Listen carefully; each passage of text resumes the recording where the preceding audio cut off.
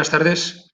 En nombre de la Fundación Humans, bienvenidos a este espacio de compartir experiencias y compartir un proyecto apasionante como el que nos une esta tarde, el día de hoy, concretamente hablar sobre la humanización en los pacientes con infección VIH y sobre todo el trabajo desarrollado durante más de un año para poder presentarles a todos ustedes, a todos vosotros, este proyecto interesante, este proyecto estratégico que tiene presente hoy aquí con todos vosotros y futuro, lógicamente, en el despliegue y desarrollo que vamos a poder llevar a cabo en los próximos meses y años, esperemos.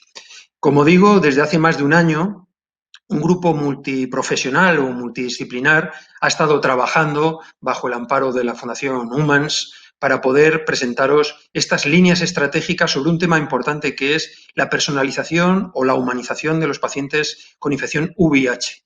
Hace más de 30 años que llevamos conviviendo con una enfermedad, la infección por VIH, donde los avances tecnológicos y los avances farmacoterapéuticos han sido espectaculares. Pero mi reflexión y mi pregunta desde la Fundación Humans es la siguiente. ¿Hemos avanzado de igual manera en aquellos aspectos psicosociales o humanos referidos a los pacientes y a las familias de los pacientes con infección VIH?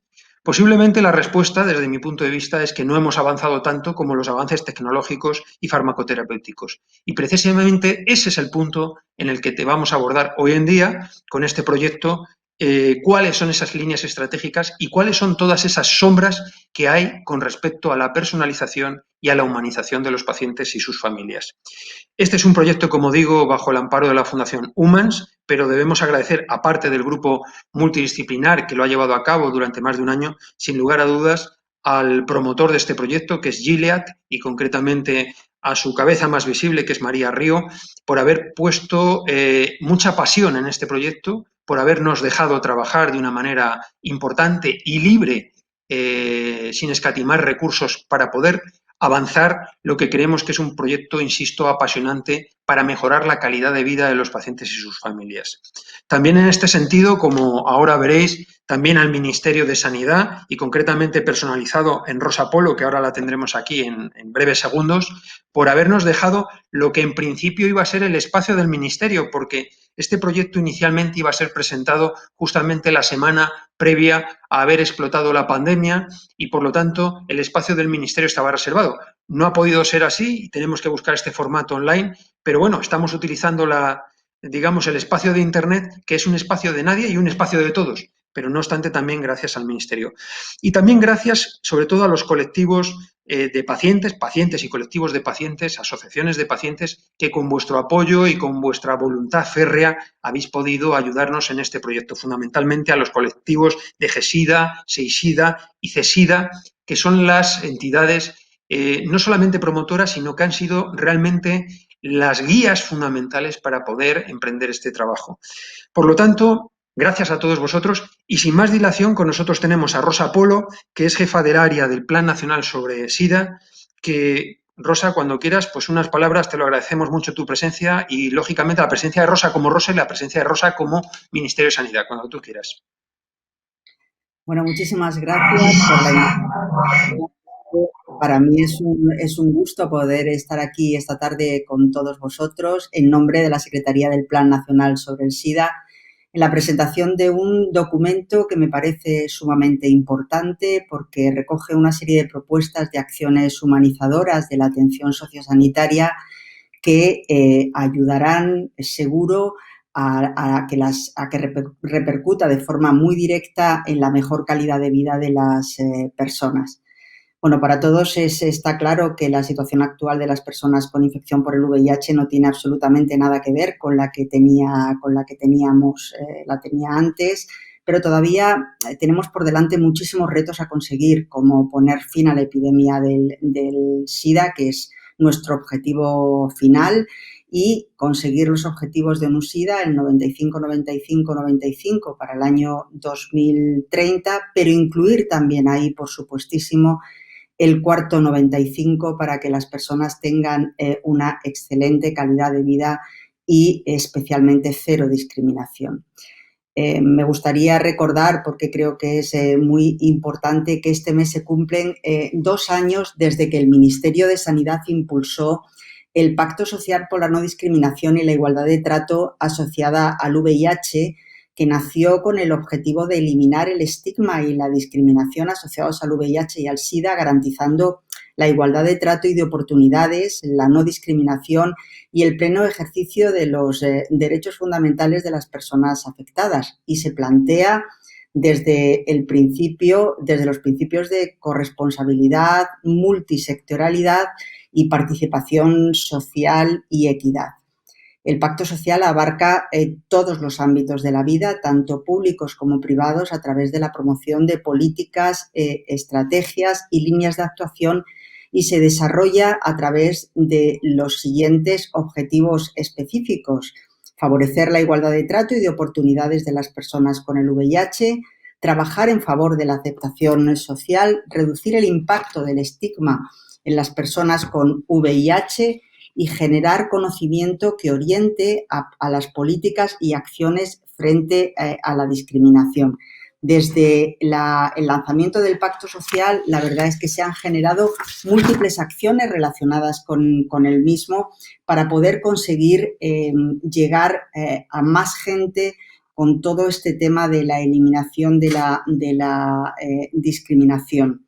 En este momento, la Secretaría del Plan Nacional sobre el SIDA estamos trabajando en la elaboración del próximo plan estratégico, que además nos hemos adaptado a Europa, a lo que están haciendo otros países europeos, y vamos a hacer un plan desde 2021 a 2030. Y en él se incorpora el concepto de salud, dignidad y prevención positiva, que se enfoca en mejorar y mantener la salud y el bienestar de las personas con el VIH, lo que a su vez, lógicamente, contribuye a la salud y el bienestar de sus parejas, de sus familias y de sus comunidades. Las acciones para poder humanizar el proceso asistencial de las personas con el VIH, incluidas en el documento que vamos a presentar hoy, servirán sin duda de orientación en la elaboración del nuevo plan estratégico que tenemos ya en marcha. Bueno, ya solamente me queda nuevamente agradecer a la Fundación Humans y por todo esto, por todo este documento, por la elaboración, a todas las personas que lo han elaborado y que han formado parte de este trabajo, y que realmente pues sirva de orientación para establecer un nuevo modelo de atención integral a las personas con el VIH, en el que se potencie la empatía y el abordaje integral. Muchísimas gracias por la invitación. Muchas gracias Rosa, gracias por estar siempre receptiva, como no puede ser de otra manera, y el Ministerio también. Y es de agradecer esa línea de continuidad de trabajo, ¿no?, que estás expresando, y que nosotros también nos encargaremos, lógicamente, de velar porque así sea, ¿no?, porque este es un mundo donde todos compartimos, lógicamente, intereses y objetivos comunes. Muchas gracias. Bueno, con nosotros está también María Río. María Río es directora general y vicepresidenta de Gilead España, y como he dicho, gracias a Gilead hemos podido aunar al grupo de expertos, hemos podido trabajar en un escenario de absoluta, digamos, calma, digamos, libertad y absoluto confort para poder presentarles a todos ustedes este documento sobre humanización. María, muchas gracias y tienes la palabra. Pues muchas gracias y muy buenas tardes a todos. Muy estimado Rosa Polo, representante del Plan Nacional del SIDA, Julio Zarco, presidente de la Fundación UMAS, Santiago Moreno, coordinador del proyecto, miembros del comité científico y asistentes todos a esta jornada. La verdad es que para mí es un honor poder participar en esta presentación del informe sobre humanización de la atención sociosanitaria a personas con VIH. Este informe, como ya nos decía bien Julio, es el resultado final de un proyecto que pretende y que tiene como objetivo centrarse en las personas, y en concreto en las personas con VIH, y en sus necesidades y en cómo debe transformarse el modelo y el sistema sanitario en beneficio de los pacientes. La compañía a la que represento, Gilead, tiene un absoluto compromiso con el VIH desde su fundación hace poco más de 30 años. En todo este tiempo no hemos dejado de luchar contra esta infección, procurando mejorar la salud de las personas y su calidad de vida. No hemos dejado de investigar, desarrollar y poner a disposición de los pacientes terapias innovadoras que han permitido contribuir a la transformación de esta enfermedad haciendo una enfermedad crónica, pero a la vez también buscando esa mejoría en la calidad de vida de los pacientes. Además de toda esta parte investigadora, lógicamente había muchas cosas más que hacer. Hemos respaldado pues, una cantidad importante de iniciativas que promueven desde la prevención hasta el diagnóstico precoz y un largo etcétera de proyectos que proporcionan educación y apoyo social y económico a las comunidades más vulnerables de todo el mundo. Son iniciativas en el campo de la investigación, de la prevención y de la colaboración con los grupos más indefensos y más necesitados. Así, nuestro programa de becas en investigación biomédica, desarrolladas con el Instituto de Salud Carlos III, que ya tiene 6 años de trayectoria, con las cuales hemos podido apoyar 106 proyectos, la mayoría de los cuales corresponden a la investigación en el VIH. O también nuestro programa Focus, que ofrece apoyo a las estrategias en concreto de cribado locales y regionales, y es un programa que ya se ha implementado en 5 comunidades autónomas de nuestro país. Y luego también pues, los innumerables programas que pretenden apoyar el trabajo con las ONGs, como son las becas para proyectos de alto impacto para los pacientes. En estos últimos 6 años hemos apoyado pues, iniciativas de screening, programa de pares, campañas de prevención y sensibilización o cursos de formación y apoyo domiciliario y hospitalario, entre tantos otros. Quiero destacar especialmente que en este momento, este año difícil que nos ha tocado vivir con el COVID, pues también hemos tenido un programa especial de ayudas a 37 organizaciones del área de VIH y también un programa desde internacional de nuestra compañía Gilead Cares con el objetivo de garantizar que se podían sostener los servicios de las organizaciones de nuestro país en esta situación de pandemia. Era importante asegurarnos que esto se podía seguir manteniendo a pesar de la crisis, ¿no? Nuestra colaboración con la Fundación Humans para el desarrollo de este proyecto, yo creo que, bueno, nos sale del corazón, y lo digo así porque es así como lo hemos sentido todos en Gilead. Creemos que es un ejemplo bueno, pues de nuestro verdadero compromiso con esta enfermedad y con quienes la padecen, ¿no? Es un espléndido proyecto que aspira a reorientar el foco que tradicionalmente, ¿verdad?, hemos tenido hacia la enfermedad para situar a la persona, y en concreto a la persona con VIH, en el centro del sistema, empoderando a la persona para contribuir de una manera informada a su tratamiento y al cuidado de su enfermedad. Desde Gilead compartimos inequívocamente este objetivo y queremos contribuir a que los profesionales sanitarios y también los responsables de gestión y planificación sanitaria puedan afrontar y reflejar en las políticas futuras los nuevos retos de las patologías, en concreto de esta patología, ¿no?, desarrollando estrategias más adaptadas a las realidades de los pacientes y de sus necesidades. En el documento, me parece importante, también se refleja el impacto de la COVID en la atención sociosanitaria, ya que además de las terribles consecuencias que conocemos en los principales aspectos de nuestra vida, la de todos, ¿verdad?, también está afectando a la gestión y atención en algunas patologías, en concreto también en el VIH, ¿no?, en elementos tan relevantes como la disminución de nuevos diagnósticos. Y esto pues puede hacernos pensar en posibles consecuencias tanto para las personas infectadas como a nivel comunitario por el riesgo de reactivación viral y aumento de la transmisión. Este documento refleja también otro elemento importante, que es la necesidad de avanzar en la implementación de formas de atención sanitaria no presencial y acercar el tratamiento a los pacientes como parte esencial en la estrategia de humanización que se pretende. Nosotros también hemos hecho nuestro este objetivo y dentro del escenario de emergencia sanitaria hemos colaborado con la Sociedad Española de Farmacia Hospitalaria en un programa de atención farmacéutica no presencial y envío de medicación al domicilio del paciente, con la participación ya de 165 hospitales a nivel nacional. La verdad es que son muchas las iniciativas y todavía mucho el camino que nos queda por recorrer. Yo solamente quiero aprovechar para decirles, de verdad, gracias, nuestro más sincero agradecimiento por su extraordinaria dedicación en estos momentos tan difíciles.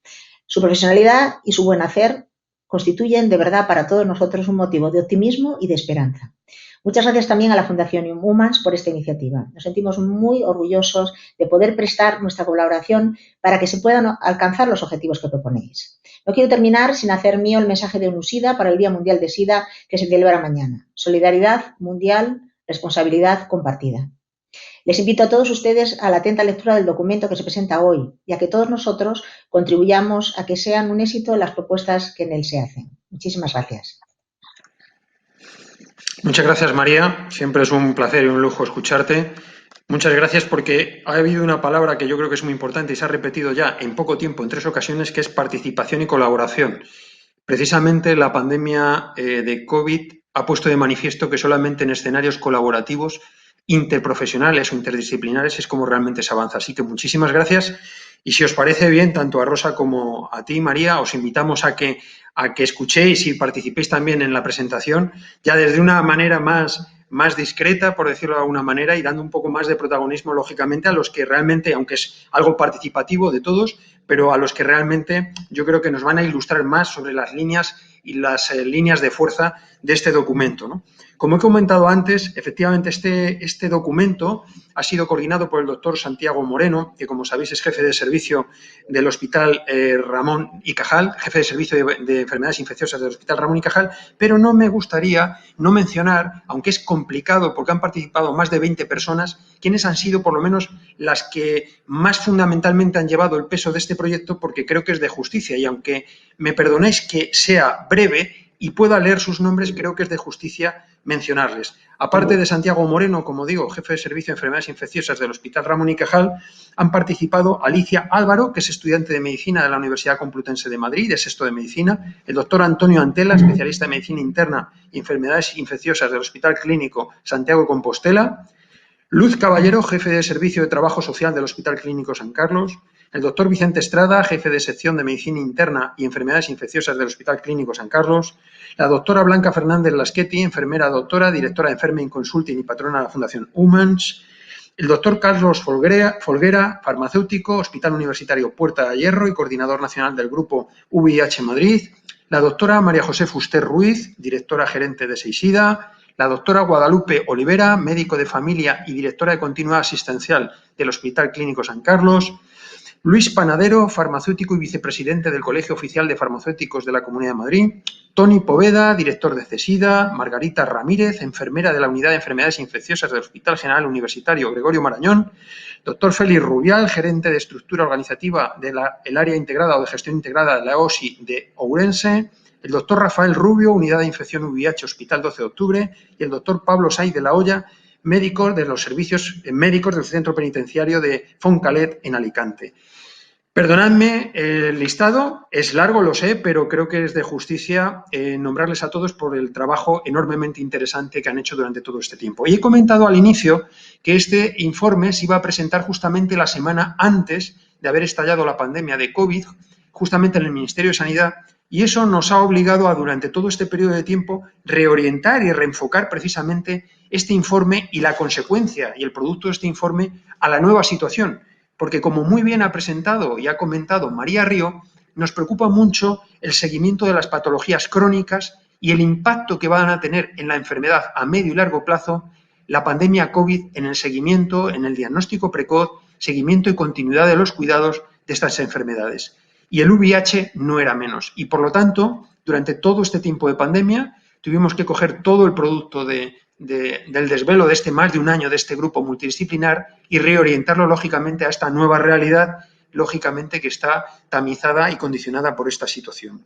Por otro lado, también comentar que desde la Fundación Humans, lo han comentado tanto Rosa como María, nos importan las personas. Las que enferman son las personas y enferman las personas en un ecosistema que es las personas con su familia, porque no enferma una persona, sino que enferma una familia. Enferma un ecosistema, enferma un grupo, entra la enfermedad y, por lo tanto, nos interesa esa visión mucho más ecológica del enfermar. Y, por lo tanto, son las personas, las familias y la sociedad en su conjunto la que enferma cuando entra VIH en este sentido. Y, por lo tanto, la visión de todo el informe tiene esa visión ecológica donde todo influye con todo, con una visión sistémica, y es la que les queremos trasladar a ustedes. También comentar muy rápidamente, sin ocupar demasiado tiempo de los ponentes, que como verán, con ellos, en la revisión que se ha realizado, tan solo en 2 comunidades autónomas existen planes estratégicos de humanización y salvo 2 documentos de CESIDA, prácticamente en la mayor parte de los documentos se pasa muy de puntillas en los aspectos de humanización o personalización de la atención sanitaria. Sí se hace mucho énfasis en aspectos como la lucha contra el estigma, la lucha contra la imagen social que se pueda tener de la enfermedad, etcétera, pero no tanto con los aspectos más psicosociales que tienen que ver con la vivencia interna de la enfermedad y cómo se siente tanto el paciente o la familia cuando tiene una infección VIH. Por lo tanto, este informe viene, en cierta manera, a llenar estos huecos. Decirles que también en este informe, que les invitamos lógicamente a que lo lean, estará disponible tanto en la web de la Fundación Humans como también en la web de Gilead, y también les llegará porque les remitiremos un enlace con el documento para que lógicamente lo puedan leer, compartir y destripar en su esencia y en sus indicadores y sus dimensiones. Se han priorizado 3 líneas fundamentales de trabajo.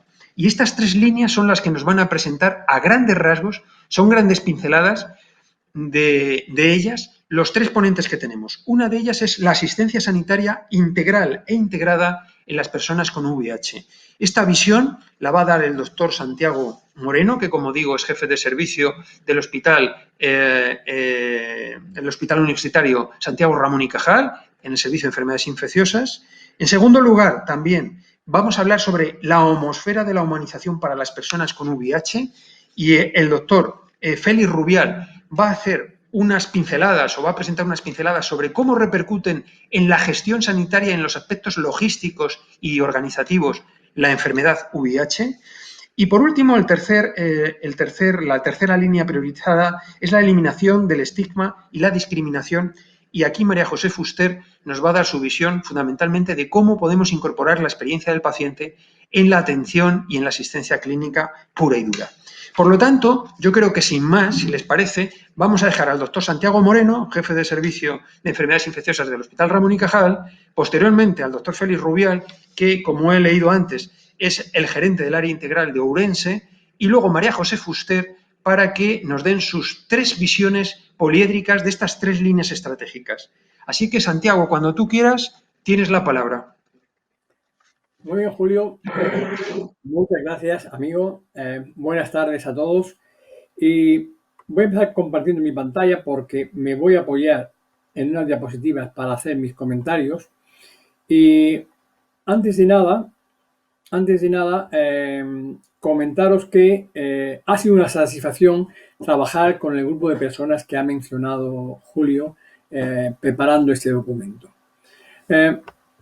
Julio, yo soy el coordinador, pero realmente soy el co-coordinador. El verdadero coordinador ha sido Julio, y para mí ha sido un honor y un motivo de agradecimiento que me haya incorporado al equipo de trabajo y junto con él coordinar el documento.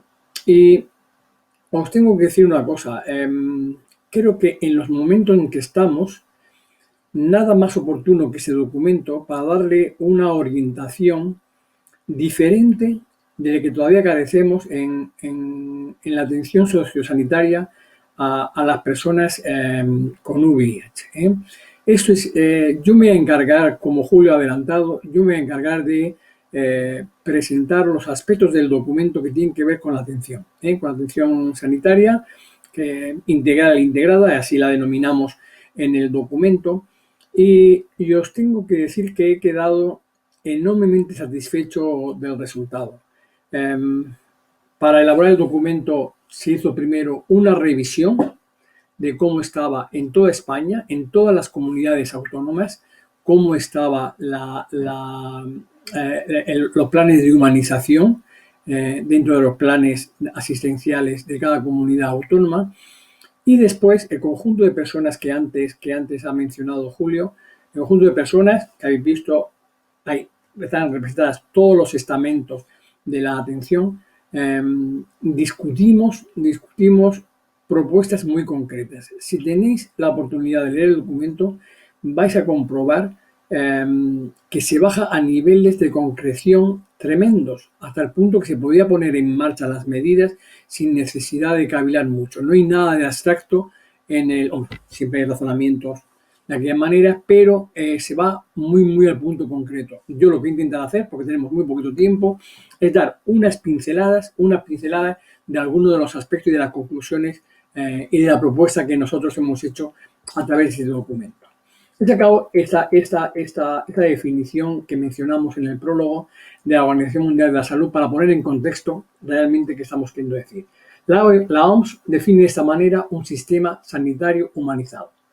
Lo define como aquel cuya razón de ser es estar al servicio de la persona y, por tanto, pensado y concebido en función del hombre. Y esto es así. Y cualquiera que lo lea puede reflexionarlo y puede sentir que esto de alguna manera se hace.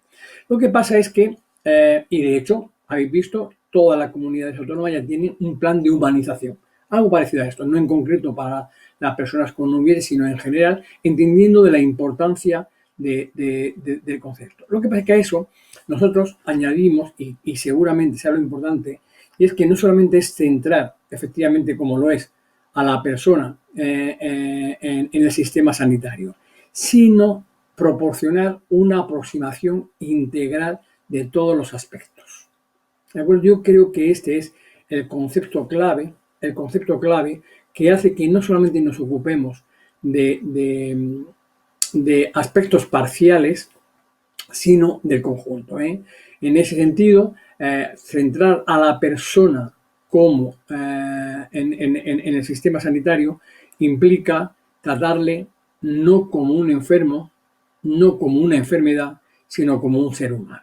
Y la integración implica eso, el ocuparse de todos los aspectos, como que implica también integrar, perdonadme la redundancia, integrar a todos los profesionales que tienen algún papel. Y eso implica no solo a los profesionales sanitarios, sino también a otras entidades que ponemos ahí, como las organizaciones sanitarias, la administración, las ONGs, los políticos sanitarios y las personas y cuidadores. Si lográramos efectivamente ocuparnos de la persona como tal, no del enfermo, sino de la persona, todos los aspectos, y además lográsemos integrar a todos los agentes, todos los actores que participan en los cuidados, creo que hayamos logrado aquella humanización a la que pretendemos. Este abordaje integral, antes lo decía Rosa, debe además acompañarse de empatía en la relación. Y en concreto con las personas con VIH hay una laguna importante en este sentido, que lo ha mencionado Julio. La preocupación por ello nace de que si todas las personas enfermas ya se sienten vulnerables y frágiles, las personas con VIH se sienten especialmente en ese sentido. Ya lo han dicho los tres ponentes previos, hemos logrado, y todo el mundo es consciente de esto, hemos logrado avances médicos que confieren una cantidad de vida y calidad de vida excepcionales, hasta el punto que no solamente es que la enfermedad por el VIH sea una enfermedad de carácter crónico, es que además se logra que modifique un poco la vida que un individuo puede llevar. Lo que pasa es que persiste algunos campos en los que la vulnerabilidad es mayor, fundamentalmente aspectos psicosociales, que se mencionaba, el estigma, la discriminación, la exclusión, la desigualdad. Y eso no, y bien lo sabéis, no se trata de ninguna teoría, sino que es práctica de todos los días. Y lo que efectivamente echamos de menos es que no haya aquel tipo de servicios integrales y completos para las personas con VIH que se ocuparan también de estos aspectos. Os decía que el primero es, de ahí surge la inquietud, de ahí surge la idea de elaborar un documento que abordara y que hiciera una propuesta concreta, y como os decía, lo primero que se quiso hacer fue ver cómo estaba la situación en España. Solamente os he traído estos 3 puntos que forman parte de las conclusiones, pero el documento desarrolla con detalle todos los planes que existen en España y que se ocupan de la atención integral a las personas con VIH. Yo tengo estos 3 planes, estos 3 puntos, que algunos de los cuales ya ha adelantado Julio. Primero, en el lado positivo, tanto el Plan Nacional sobre el SIDA como en los planes autonómicos de atención a la persona con VIH se resalta la importancia de la optimización de la asistencia sanitaria. Todos lo tenemos en cuenta, ¿vale? También es verdad una cosa, que la mayoría de las comunidades autónomas recogen en sus planes estratégicos medidas para proteger a las personas con VIH frente al estigma y la discriminación. Y eso también se contempla en los planes estatales del Plan Nacional sobre el SIDA.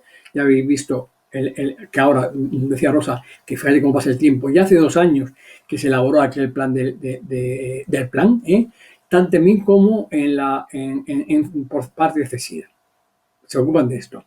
Pero si hablamos de humanización, y ya lo ha adelantado Julio, solo hay 2 comunidades autónomas que recojan en sus planes acciones humanizadoras que se centren en el cuidado de la persona con el VIH y la relación con su entorno, además de CESIDA, que también se ocupa de esto a nivel nacional.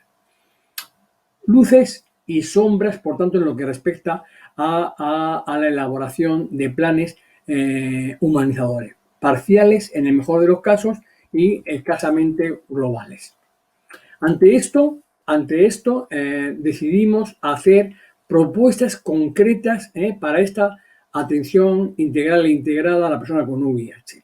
Esto ocupa el grueso del documento y cuando lo veáis es donde yo decía que se baja a niveles muy concretos de propuesta, materializables por tanto, y que yo os paso a enumerar. Son 10 lo que hemos recogido en las conclusiones, aunque hay más en el desarrollo del documento. Os comento, mira, en primer lugar decíamos, nosotros tenemos unidades de VIH, pero las unidades de VIH que tenemos creadas en prácticamente todos los hospitales de España, en todos ellos nos hemos ocupado de la enfermedad, son en general monográficas de cuidados médicos, integradas en un servicio y con un personal más o menos dedicado que hace interconsulta y maneja a otros especialistas. Lo que nosotros creemos es que se debieran crear unidades interdisciplinares de VIH, que sea la evolución de la consulta de hasta ahora para el manejo integral de la persona con VIH. Tenemos que adaptarnos a los tiempos. Las unidades que montamos un día han servido perfectamente hasta ahora. Si queremos hacer un cuidado integral, tenemos que evolucionar en este sentido. Todos estamos de acuerdo en que tendríamos que mejorar y potenciar la comunicación entre los diferentes niveles asistenciales para garantizar la continuidad asistencial. Y esto implica no solamente la atención entre la primaria y la atención hospitalaria, sino también con los centros de salud mental, donde muchos de nuestros pacientes reciben asistencia, también con la sanidad penitenciaria, donde muchos de nuestros pacientes pasan una parte de su vida. Por tanto, deberíamos crear una red de comunicación efectiva entre todos estos niveles. Tercero, también se ha comentado ya, incorporar la experiencia del paciente a la asistencia sanitaria, de tal manera que al paciente se le empodere y él, con su experiencia, sea un actor principal, no solamente pasivo, sino activo en este cuidado integral y que seguro que tiene mucho que decirnos en cómo hacer las cosas bien hechas. Hemos echado de menos y pues también proponemos que se integre la asistencia psicológica en todo el proceso de cuidado de las personas con VIH. Porque aumenta de manera tremenda la calidad de vida, valoramos que se hicieran cambios legislativos que permitieran establecer la dispensación extrahospitalaria de medicación.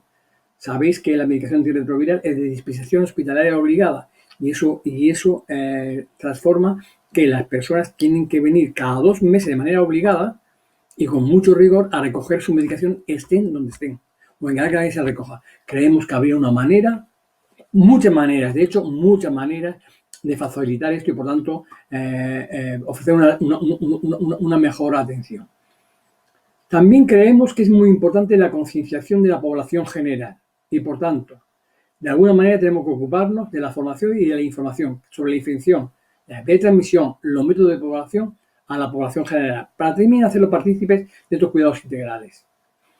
Desarrollar nuevas vías de comunicación con las personas con VIH, y ahí estábamos pensando en aprovecharnos de todos los adelantos informáticos, telemáticos que actualmente tenemos, desde las consultas telemáticas, que a algunos pacientes le vendrá muy bien, hasta todo tipo de comunicación vía internet, como sea, para comunicarnos con las personas con VIH.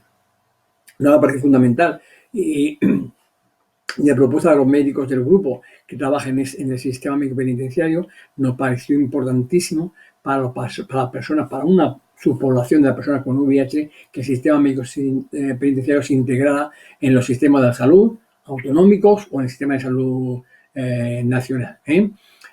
Luego, de cajón, y muy insistimos también y desarrollamos este punto, fomentar la equidad de la asistencia sanitaria a las personas con VIH, independientemente de dónde vengan o dónde vivan.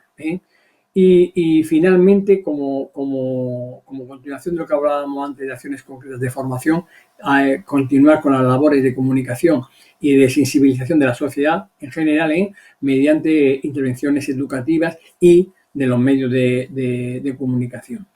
Esas son las líneas generales, no quería más que hacerlo así, pero de luego ahora en el tiempo de discusión podemos profundizar en cualquiera de los aspectos que vosotros queráis. Muchas gracias, amigos. Muchas gracias, Santiago, por tu concisión. Realmente has expuesto pues, las 10 conclusiones básicas del informe y, como ha comentado el doctor Moreno, es el producto de una reflexión muy intensa y una discusión muy intensa, aparte de análisis bibliográficos, etcétera, etcétera. Es decir, no son conclusiones baladís ni a las que hayamos llegado de una manera, digamos, informal, sino bastante bien fundamentadas. Y como el doctor Moreno ha comentado, efectivamente, cada una de estas acciones, cada uno de estos puntos se sustenta a su vez en acciones concretas y específicas, que es lo que yo creo que aporta en este sentido riqueza a este documento. Así que muchísimas gracias, Santiago.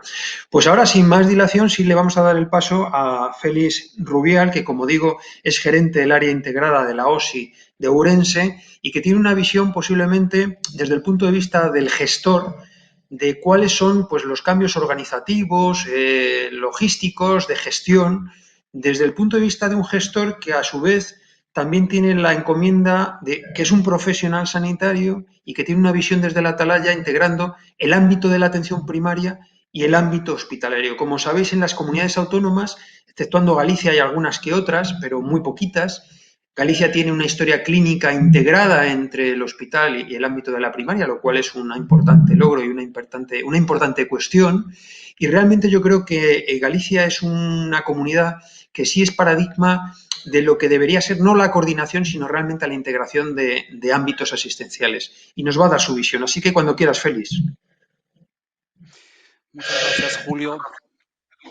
Voy a intentar, por tanto, compartir también, al igual que ha hecho Santiago, mi presentación y soportarla si es posible. No soy capaz de ver, por favor, si me podéis orientar en el momento en que esté.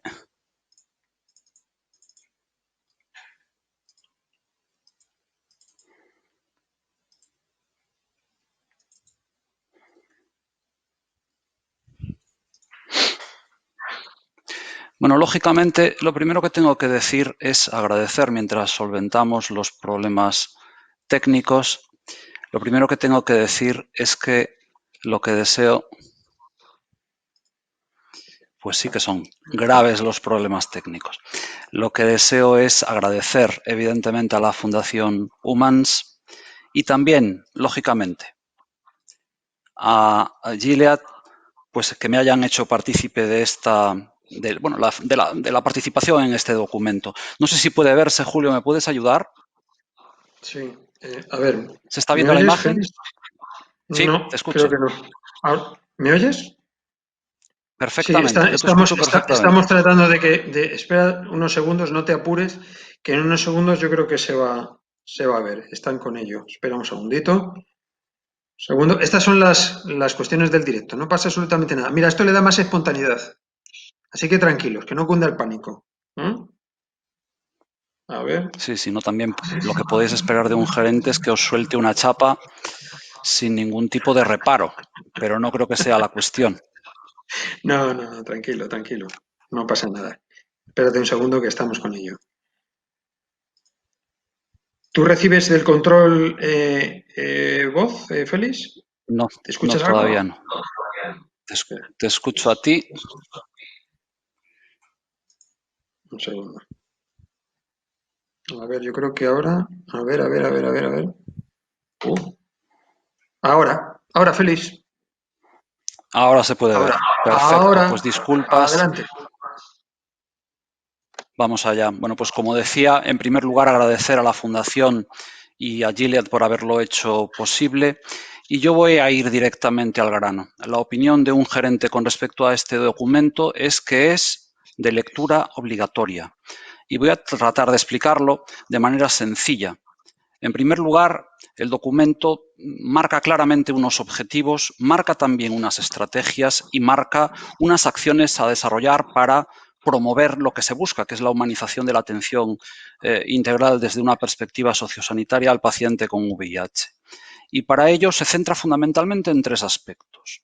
En crear conciencia de la necesidad de humanizar esta atención, en prestar soporte a todas aquellas personas, tengan las características que tengan, a todas las organizaciones, sean cuales sean, que se dediquen a la atención al paciente VIH, pues de prestarles el soporte necesario y además de fomentar la participación, impulsar la participación de todos aquellos stakeholders que participan evidentemente en la atención a la población portadora de VIH.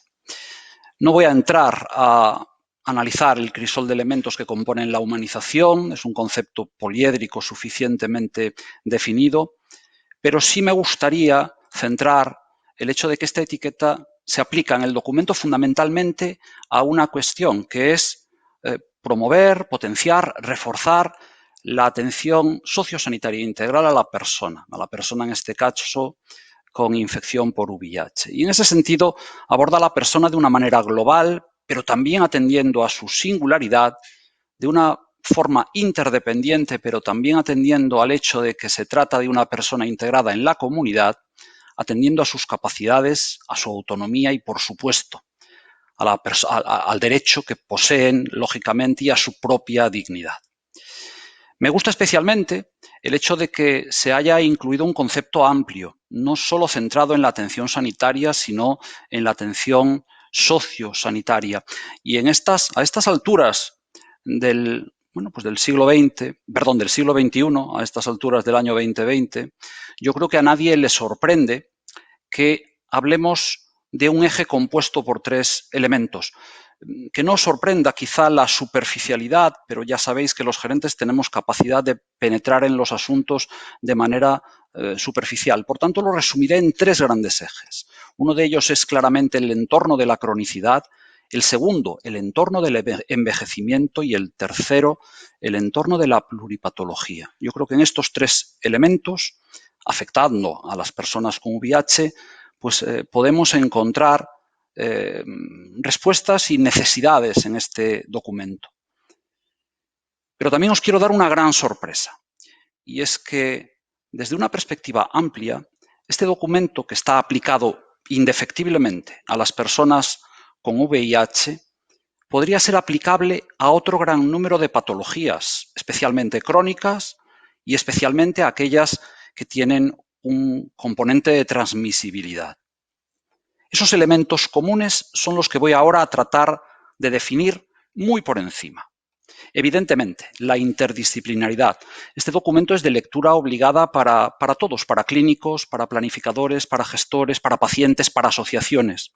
Es un elemento esencial en el manejo de la enfermedad, en el manejo de las personas enfermas, en el manejo de las personas con VIH, pero también en el manejo de la humanización de la asistencia integral. La coordinación es otro elemento esencial. El manejo, lógicamente, de la prevención primaria, pero también de la prevención secundaria y del manejo del riesgo, otro elemento que comparte con otras enfermedades. De la detección precoz, como una línea indefectiblemente ligada a un mejor tratamiento.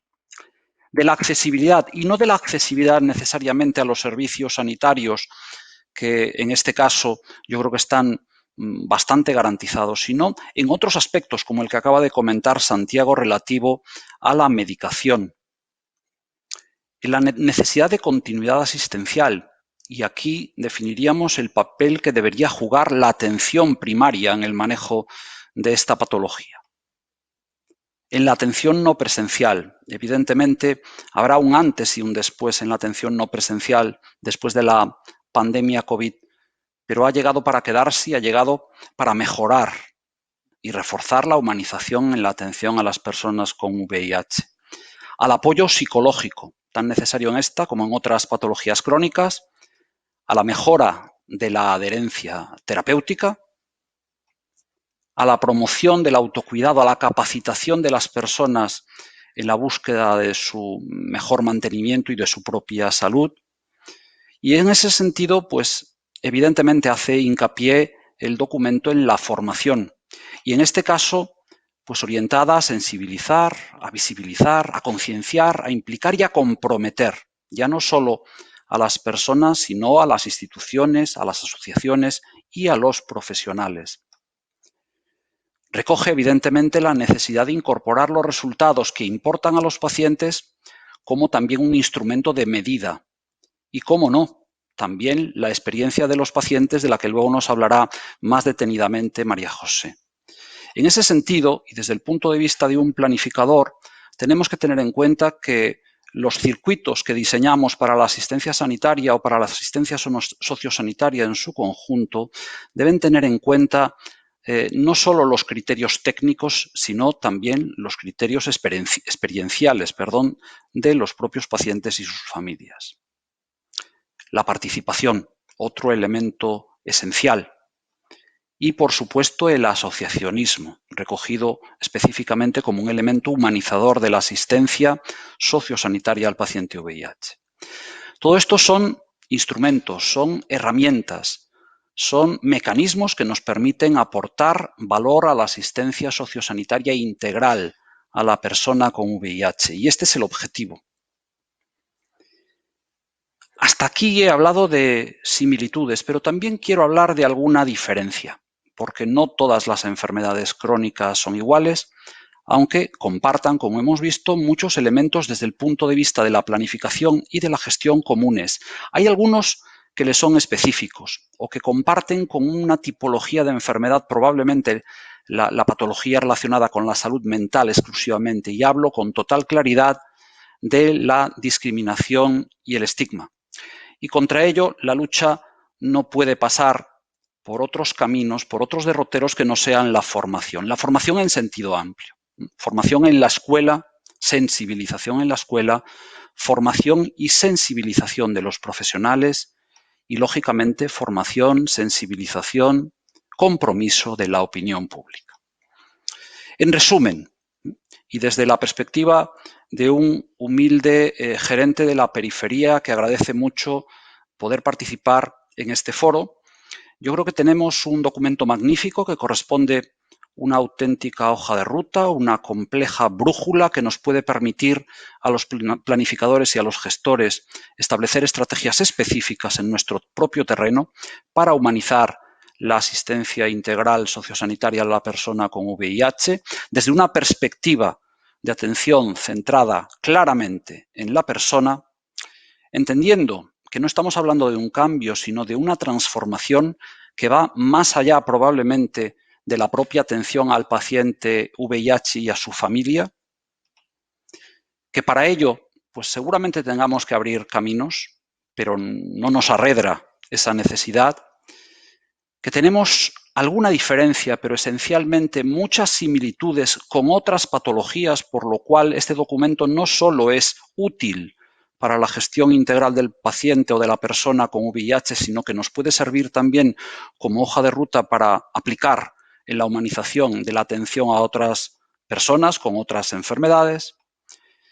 Y, desde luego, no quisiera finalizar mi intervención, mi breve alocución, sin reconocer a uno de los grandes ejemplos de humanización que son el que nos proporcionaron en su momento nuestros pioneros en la atención a las personas con VIH, pues en la década de los 80 y en la década de los 90. Desde aquí, mi más sincero reconocimiento. Y como siempre, no puedo acabar de otra manera, tenemos que intentar, como siempre, en casi todo, aquí también, pensar globalmente, actuar localmente y poner en marcha pues todas aquellas estrategias, todos aquellos ejes, todas aquellas acciones que nos recomienda el documento. Y desde el corazón de las Ribeira Sacra le traslado mi agradecimiento por su atención. Muchas gracias, Félix, por tu alocución concreta, bella en imágenes, además, desde la periferia, como dices tú. Bueno, la periferia es un poco relativo, porque depende de dónde coja uno el centro, ¿no? La periferia puede variar, depende de dónde ponga uno el centro y el círculo se puede extender más o menos, ¿no? Pero yo creo que tu participación es muy interesante porque como tú siempre ironizas con ese sarcasmo que tienes, ese humor tan británico, ¿no? Es decir, este humilde gerente, los gerentes siempre tenemos un pensamiento a veces un poco corto, muy pragmático, ¿no? Pero es verdad que los que nos dedicamos a la gestión, yo creo que tú eres de esas personas que tienes esa sensibilidad especial concretamente para determinados colectivos y determinadas patologías, y has puesto el acento en un tema muy importante. Estamos en una situación en la que se exige un cambio en la forma de pensar, que yo creo que tú es lo que has querido transmitir en cierta manera y es lo que también transmite este documento. Los viejos moldes no sirven y tenemos que pensar de una manera distinta para abordar los problemas, ¿no? En un mundo interdependiente y en un mundo muy participativo, ¿no? Y este planteamiento de ese triángulo muy sencillo de cronicidad, envejecimiento y pluripatología, yo creo que también sienta mucho las bases de lo que yo creo que desde un punto de vista de la gestión tenemos que hacer, ¿no? Estamos hablando de una patología que efectivamente, como tú bien has dicho, hace más de 30 años, yo me acuerdo cuando ingresaron los primeros pacientes, personas con infección VIH en el Hospital Clínico San Carlos, que estaba yo entonces por allá, siendo todavía un R pequeñito, y no sabíamos qué es lo que tenían y estábamos desorientados. Desde entonces, fíjate si se ha cambiado todo, ¿no? Hemos cronificado una patología y hay señores con infección VIH que son mayores, que son viejecitos y el envejecimiento es inherente a ellos y también es otro que las patologías, incluso de la senectud, ¿no? Que es un poco lo que tú planteas. Así que muchísimas gracias, Félix. Pero yo creo que ahora viene también una intervención interesante. Tú le has dado muy bien el testigo a María José Fuster, profesora de la UNED y directora de SEISIDA, a la que le hemos pedido en su experiencia, en su gran y dilatada experiencia, con colectivos, con pacientes VIH, también peleando con nosotros, con los gestores y con los profesionales sanitarios, le hemos planteado a María José un reto de decir, a ver, María José, siempre hablamos de cómo podemos hacer que la experiencia del paciente contemos con ella. Y se nos llena mucho la boca hablando de que necesitamos la voz del paciente y la experiencia del paciente. Pero luego lo sustanciamos de manera muy dificultosa. A las estructuras y las organizaciones nos cuesta muchísimo trabajo a veces implementar lo que vosotros nos contáis y nos decís, ¿no? Así que bueno, para nosotros es un placer que estés aquí y cuando tú quieras, María José. Muchas gracias por la presentación y lo primero dar también las gracias por haberme permitido, haberme dado la oportunidad de participar en la redacción y en el debate y la reflexión previa que surgió antes de redactar el documento y también darme la oportunidad de estar hoy aquí con vosotros y vosotras. Vamos a ver si yo comparto mi presentación. A ver... Se ve, ¿verdad? Yo la estoy viendo, me imagino que vosotros también. Si no, creo, ¿no? O si no... A ver... No estoy compartiendo bien, creo. Estoy compartiendo otra. A ver, es que tengo 3 pantallas. Disculpadme un momento, porque... no sé dónde tengo la pantalla. A ver, un momentito. Disculpad. Vamos a ver. Empezando desde el principio. No. Esto es mi Teams. Bueno, yo les he enseñado al resto de los ponentes a compartir la pantalla. Ya no soy yo la que no la puede compartir. Esto es increíble. Si no dejas a Félix solo. Sí, no, Félix. Yo estaba además diciendo, si queréis, para el pobre Félix no tal, lo hago yo, toda listilla. Pero no sé por qué no listilla, pero no lo entiendo, porque... A ver si me pueden ayudar. A ver, pantalla 1, sí. Pantalla 2, pantalla 3. Esta que veis en pantalla 3 son mis perras. Voy a la pantalla 2 y le doy compartir, que aquí tengo la presentación, creo. Bueno, a ver. ¿Vosotros la veis o no la veis? Si yo paso diapositiva, ¿la veis? Si paso diapositiva. Se ve, lo que pasa es que se ve en modo no presentación, María José, se te ve... Pues, pues eso es lo que no entiendo, porque lo tengo en modo presentación. Lo tengo en modo presentación y no sé por qué no se ve en modo presentación. Eso no lo sé por qué. Selecciona la PPT que tienes que compartir. Ya, sí lo he hecho. Pero como tengo 3 pantallas, se ve que se ha vuelto un poco loca la cosa. y a ver, se ha vuelto un poco loca la cosa y no sé por qué no puedo.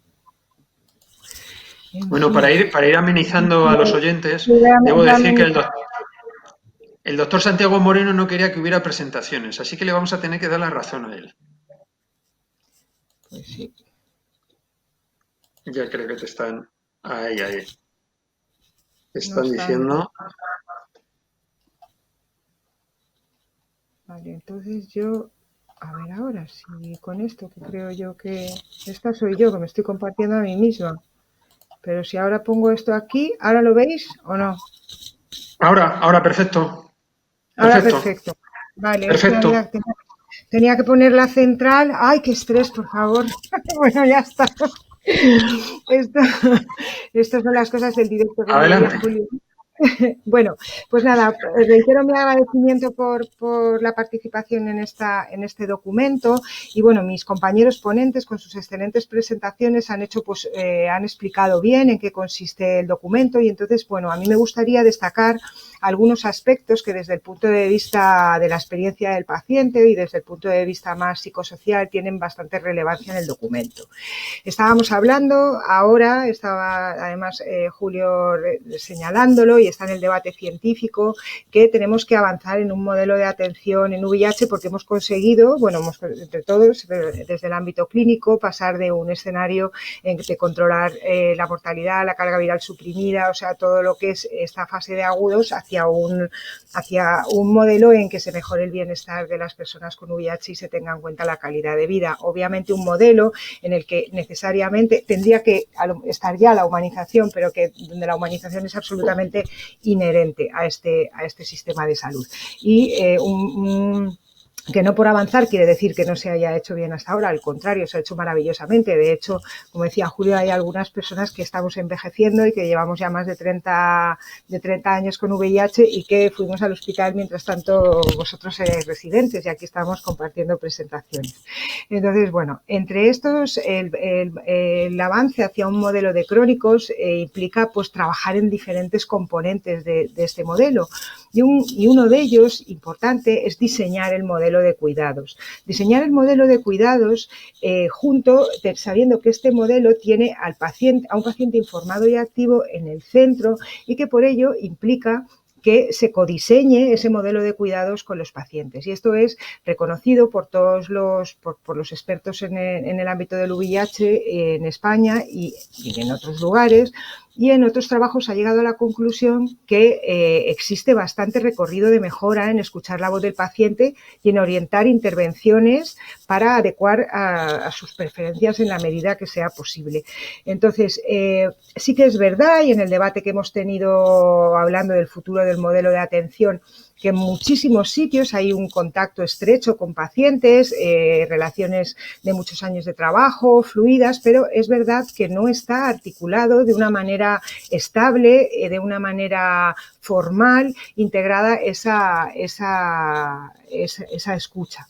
El documento, en su línea 1, que lo ha comentado esta línea el doctor Santi Moreno, contempla que es necesario incorporar la experiencia de la persona con VIH y su entorno en la toma de decisiones compartidas. Incorporarlo, debatíamos que tiene que ser en todos los niveles de la administración. Tiene que ser en un nivel de macrogestión en que tenemos que formar parte de comités de participación ciudadana en donde se desarrollen líneas de trabajo que después pueden ser tenidas en cuenta a nivel legislativo, que participemos también en el nivel de la mesogestión, es decir, que haya comisiones de pacientes que participen activamente en órganos directivos de hospitales y también a nivel de microgestión interviniendo en la elaboración de los procesos de gestión de la salud. Aquí es donde hicimos un análisis de toda España y vimos que no hay por lo menos no se señaló ningún hospital donde incluya todo esto estructurado de una manera articulada. Y En este diseño del modelo de cuidados también se reconoce que es necesario los equipos multidisciplinares en las unidades de VIH. Lo reconoce así el debate científico y lo reconoce así el documento cuando señala que una línea muy importante, como ya se ha mencionado, es desarrollar un programa de atención sociosanitaria integral a la persona con VIH. Y sabemos, como lo señalaba el ponente anterior, que incorporar este sociosanitario es fundamental en todas las enfermedades, en todas las infecciones crónicas en concreto, mucho, porque las infecciones crónicas tienen unas tareas adicionales que no tienen las agudas. Y en el caso del VIH, pues hay tareas muy importantes. Un grupo que está relacionado con la gestión médica, en el que se manejan aspectos como tomar la medicación o los efectos adversos, donde tenemos también que gestionar conductas, mantener, cambiar, crear nuevas conductas y nuevos roles de vivir con VIH, y una área muy, muy importante que es la gestión emocional, afrontar todos los problemas emocionales asociados a la enfermedad, que no son pocos. Para todo esto necesitamos la ayuda de ese programa sociosanitaria integral y, en concreto, quiero referirme a la gestión emocional por su importancia. Sabemos y tenemos datos que la prevalencia de depresión y de ansiedad, esto es una revisión sistemática a nivel global, es altísima, es más alta que otros pacientes con otras infecciones crónicas y, por supuesto, es más alta que la población general. Tenemos datos aquí en España, estos son datos de SEISIDA, algunos sin publicar y algunos muy recientes de 2020, donde nos están situando, esto es una escala de síntomas y solamente quiero destacar la tristeza y la ansiedad. La tristeza, hace un año encontrábamos un porcentaje de un 39% que decían sentirse tristes y ahora en el mes de octubre-noviembre estamos encontrando un 64%. Lo mismo tenemos con la ansiedad, o sea, hay mucha ansiedad y mucha depresión. Por eso es muy importante el documento cuando señala que es importante fomentar el apoyo psicológico a las personas con VIH. Nos congratulamos de ello porque llevamos desde el movimiento asociativo muchísimos años reclamando esta vía y esperamos que el documento lo consiga junto con promocionar las ONGs en el sentido pues, de establecer esos lazos que luego se tienen que llevar a ese nivel de la experiencia sanitaria de articularla de una manera formal. Y no es una cuestión menor lo que las ONGs y también los pares que hay incorporados de ONGs en contextos médicos hacen para acompañar o para formar parte de esa atención sociosanitaria integral de las personas con VIH, porque proveen de apoyo social de muchos tipos, de diversos tipos, que ayudan a mejorar la salud de manera tanto directa como indirecta. Y se provee de apoyo social informacional, emocional, también instrumental y facilitando la afiliación con un grupo de referentes. ¿Qué mejor manera o qué manera más eficaz de integrar la experiencia del paciente a nivel ya de lo micro, a nivel de la experiencia de cada paciente individual, que integrar las medidas reportadas por el paciente en la historia clínica informática de la persona con VIH, como muy acertadamente recomienda el documento de humanización? ¿Y por qué es importante? Y esto también está en el debate científico, aunque en España todavía no tenemos experiencias de medirlo, de utilizarlo en la práctica clínica rutinaria, y sin embargo los beneficios están claros porque nos va a ayudar a detectar problemas, a monitorizar el tratamiento y a prevenir problemas, a centrar las visitas en las preocupaciones del paciente, humanizar, centrar en el paciente, priorizando sus necesidades, mejorando la comunicación, lógicamente, entre el profesional sanitario y los pacientes. Es una manera muy, muy importante de incorporar esa experiencia. Y no es una cuestión de solamente mejorar la calidad de vida del paciente, sino que hay datos que muestran que se predicen resultados de salud con las Patient Reported Outcomes. Hay experiencias en otros países, con otros grupos de Dinamarca, en el que se ha visto no solamente que es eficaz, sino que también es eficiente, y más en estos tiempos de COVID, nos permite poder optimizar la asistencia sanitaria, a qué pacientes se ven, a qué otros no, qué paciente recoge esta experiencia que necesita que la atienda, como la tristeza o la ansiedad, o está bien. La línea importantísima de este documento para mí, aunque las otras también, es la línea tercera, que es la eliminación del estigma y la discriminación. Y he querido traer aquí esta frase de estos autores, que me gusta mucho el paralelismo que hace, porque dice que el VIH continúa siendo una de las enfermedades más estigmatizadas en casi todas las culturas del mundo y que el estigma puede ser muy severo y entraña un gran desafío para ellas.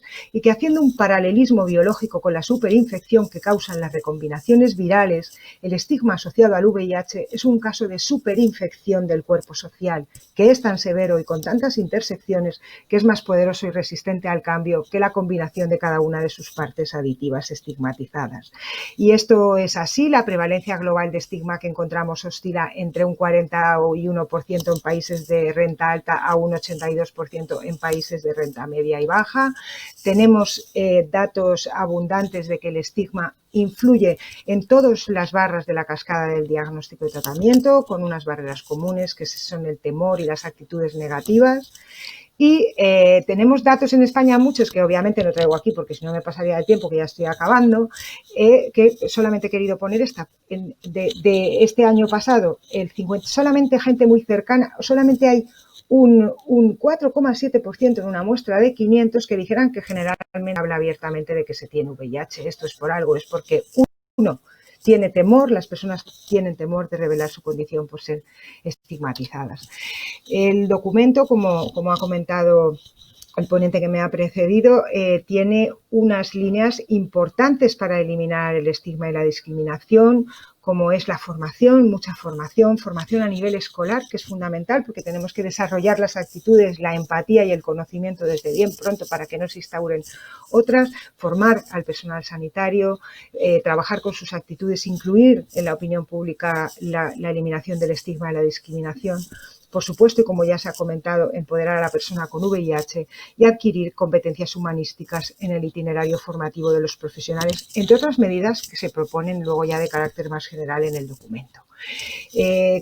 Para terminar ya, yo quería destacar que el documento dice en sus objetivos específicos quinto que quería impulsar la participación de todas las instituciones y agentes implicados en el proceso de humanización, en el diseño y planificación de estrategias, y que de momento solamente viendo los logotipos que tiene este patrocinio, sociedades científicas, federación de ONG, fundación, institución privada, pues quiere decir que, y todo el grupo de expertos que ha leído Julio, pues que el objetivo en el arranque está cumplido y ahora tenemos que seguir trabajando para que efectivamente, porque solamente, como decíais antes, juntos podremos lograr este amplio objetivo. Así que muchas gracias por la atención. Muchas gracias, María José. Excelente presentación. Me ha encantado, llamo la atención porque me ha encantado esa reflexión que has hecho sobre ese concepto de superinfección del cuerpo social. Y esto me ha recordado, yo que soy un viejo de la historia de la ciencia, yo comencé siendo profesor de historia de la ciencia en la Complutense, que ya Rudolf Virchow, que fue un médico de principios del siglo XX, finales del XIX, más bien, hablaba precisamente de este concepto y todavía el VIH no había llegado, ¿no? Hablando de las enfermedades infecciosas en general como existía una superinfección, él no hablaba de superinfección, una infección del cuerpo social, enferma la sociedad, efectivamente, en ese sentido ecológico. Por lo tanto, volvemos un poco también al pasado, ¿no? A recoger, digamos, lo que los sabios muchas veces dicen. Y con respecto al tema del estigma, qué importante lo que comentas. A mí, ¿sabes lo que me preocupa muchísimo? El estigma entre los profesionales. Es decir, creo que todavía tenemos que hacer muchísimo trabajo dentro de los ámbitos profesionales por el estigma, porque pensamos que el estigma está fuera de los sectores profesionales y yo me gustaría llamar la atención aquí de que todavía existe muchísimo estigma dentro de los ámbitos profesionales sanitarios y eso yo creo que sí es muy preocupante. Todo es muy preocupante, pero eso especialmente, ¿no? Así que muchas gracias por tu excelente intervención. Y yo creo que si os parece a los tres, tanto a Félix, Santiago como a María José, pues ahora abrimos otro bloque, ¿no? Que este es como no el último, el penúltimo, siempre hay un penúltimo bloque, ¿no? Que es compartir ciertas reflexiones, ¿no? Entonces yo les voy a pedir a los tres ponentes, que son los tres representantes en cierta manera, vamos a decirlo así, os acabamos de nombrar representantes de profesionales sanitarios por la parte de Santiago, representantes de los gestores por parte de Félix y representantes de las asociaciones y de los colectivos, como es María José, que compartamos reflexiones, en este caso con dos pacientes que han tenido la amabilidad de participar con nosotros el día de hoy, que les paso a presentar, si os parece. Tenemos con nosotros a Chema Serrano. Hola, Chema, que estarás por ahí, supongo que sí. Y a Rutilio Martini, que no sé si también están por ahí. Chema Serrano, concretamente, es educador social, es un paciente con infección VIH, y Rutilio Martini, pues se dedica en su vida civil, por decirlo de alguna manera, es arquitecto, es activista LGTBI y también es un paciente con infección VIH. Y buenas tardes, ¿cómo estáis? ¿Me oís? Creo que tenéis el micrófono apagado, a ver si es posible. Mal sonido. Ahí oímos. Ahí, yo no sé si es posible, lo voy a decir para que me oigan los que están al otro lado del control, que se pongan Chema y Rutilio en la misma pantalla, si es posible. Ahí, fenomenal. Estupendo. Bueno, yo ahora os diría, yo me voy a quitar del medio, pero claro, aquí tenéis a 3 profesionales, algunos los conocéis mucho, a María José especialmente, entiendo que sí, y a Santiago. A Santiago le conocéis a lo mejor demasiado, ¿no? Pero les tenéis ahí enfrente y representan a colectivos, ¿no? Y yo os digo, ¿qué les pediríais a vosotros, a gestores, a médicos, a asociaciones? Os lanzo como una pregunta, pero os dejo que vosotros con ellos intercambiéis en una moderación muy discreta por mi parte, porque tenemos media hora para que podamos debatir aquellos aspectos que queráis poner de manifiesto vosotros. Así que cuando queráis, Chema, Rutilio, cuando son vuestros los Bueno, 3. empiezas tú, Chema, empiezo yo. Venga, Chema.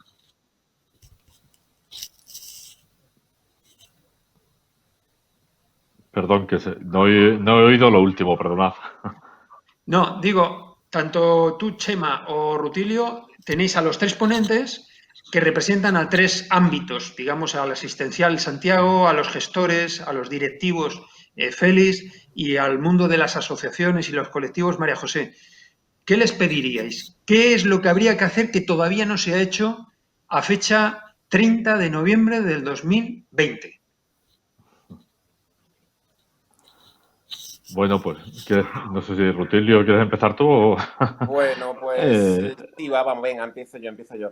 Bueno, pues nada, lo que les pediría es poner en práctica lo que es las conclusiones de este estudio, ¿no? De este documento.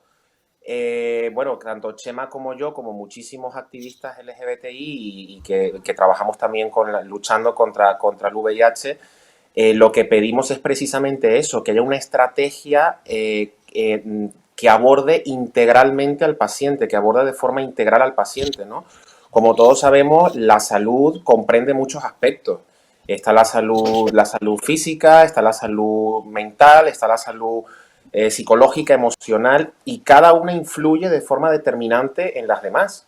Con lo cual, si solamente nos centramos en la salud física del paciente y descuidamos lo que es la salud psicológica, lo que es la estabilidad emocional, pues estamos descuidando en general la salud, no estamos haciendo un abordaje integral de la salud del paciente. Con lo cual, este documento lo que nos lleva es a eso, a desarrollar una estrategia para abordar de forma integral la salud del paciente. Y eso implica, pues, darle no solamente un trato, digamos, para tratar su patología, la patología que pueda tener, sino también para abordar un poco cómo se siente con respecto a su propia patología, cómo, por ejemplo, lo está llevando, si hay algún otro problema de salud que le pueda estar, que pueda estar, digamos, comprometiendo su estabilidad emocional o su estabilidad psicológica. Todo eso es muy importante y por eso este documento creo que es muy valioso, tiene mucha validez. Sí que es cierto, me llamó mucho la atención que sí que hay muchas administraciones que abordan el tema de la estigmatización, ¿no? de las personas con VIH, y eso está muy bien, y eso es algo que hemos logrado, con mucho esfuerzo y mucho sacrificio de muchos años, pero no está implementado en el sistema sanitario. Es decir, es algo que no se está implementando, por lo menos a través de una estrategia integral, ¿no? y bien implementada a nivel nacional, no solamente a nivel autonómico, sino a nivel nacional. no se está implementando todavía. Entonces, ese es el siguiente paso. El siguiente paso es incorporar al sistema sanitario esa estrategia de abordaje integral, de humanización, obviamente, que es eso, pues el abordaje integral de la salud en todos sus aspectos, no solamente en el aspecto físico, sino también en el aspecto mental, psicológico, emocional y todo eso. Sí, bueno, vamos, yo apoyando totalmente lo que habéis sacado en el informe, que me parece, cuando lo estuve leyendo, me parecía como el ideal de a lo que habría que aspirar, desde luego. Sí que me parece que ahora el siguiente paso es implementar todo eso y ver cómo se traduce en la práctica. Yo, para mí, sí que pues creo que al final, como paciente, se pasan diferentes etapas quizás y bueno, a mí, por ejemplo, que me diagnosticaron con 25 años, pues en ese momento yo pensaba cuánto iba a vivir. Ahora, con 42, lo que pienso es cómo voy a vivir. Entonces, para mí es como muy importante pues diferentes patologías que han ido surgiendo con los años y bueno, pues con 42 años, pues todavía me queda mucho tiempo por delante, pues ver un poco cómo pues manejar esa interrelación entre las diferentes patologías que han surgido ya o las que puedan surgir y para eso, desde luego, que es imprescindible pues esa relación entre diferentes profesionales de la atención sanitaria. Sí que es verdad que eso, pues yo creo que el sistema sanitario ha ido mejorando en ese sentido, pero yo sí que identifico un poco esa sensación de, vale, yo voy a mis diferentes profesionales de salud, me atienden las diferentes patologías, y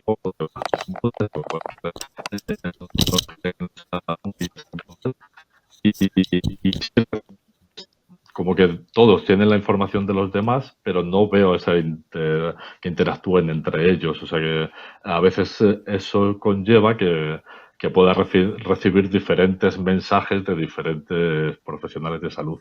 Entonces, bueno, creo que en el informe sí que se recoge esa necesidad de trabajar de una forma interdisciplinar y me parece eso fundamental. Luego, lo que reflejaba María José Fuster respecto a cuestiones de salud mental, pues bueno, yo soy precisamente de estos pacientes que el tema de la ansiedad es una carrera de fondo, digamos, y sí creo que cada vez, pues como ha reflejado María José Fuster, el porcentaje de pacientes con VIH que tenemos este tipo de patologías, pues sí que cada vez es mayor. Entonces, ahí ver un poco de dónde viene. No siempre va a estar relacionado con el VIH, porque pues eso, vivimos en sociedades complejas donde pues los temas de salud mental, por lo que se está viendo, cada vez son más frecuentes, pero es cierto que en pacientes con VIH pues puede ser que tengamos otra carga asociada, pues que sería conveniente manejar de otra manera, quizás. Y bueno, creo que también, no sé si hay un aspecto ahí que no sé si se ha abordado suficientemente o no, o quizás yo lo he pasado por alto en el informe, no lo sé.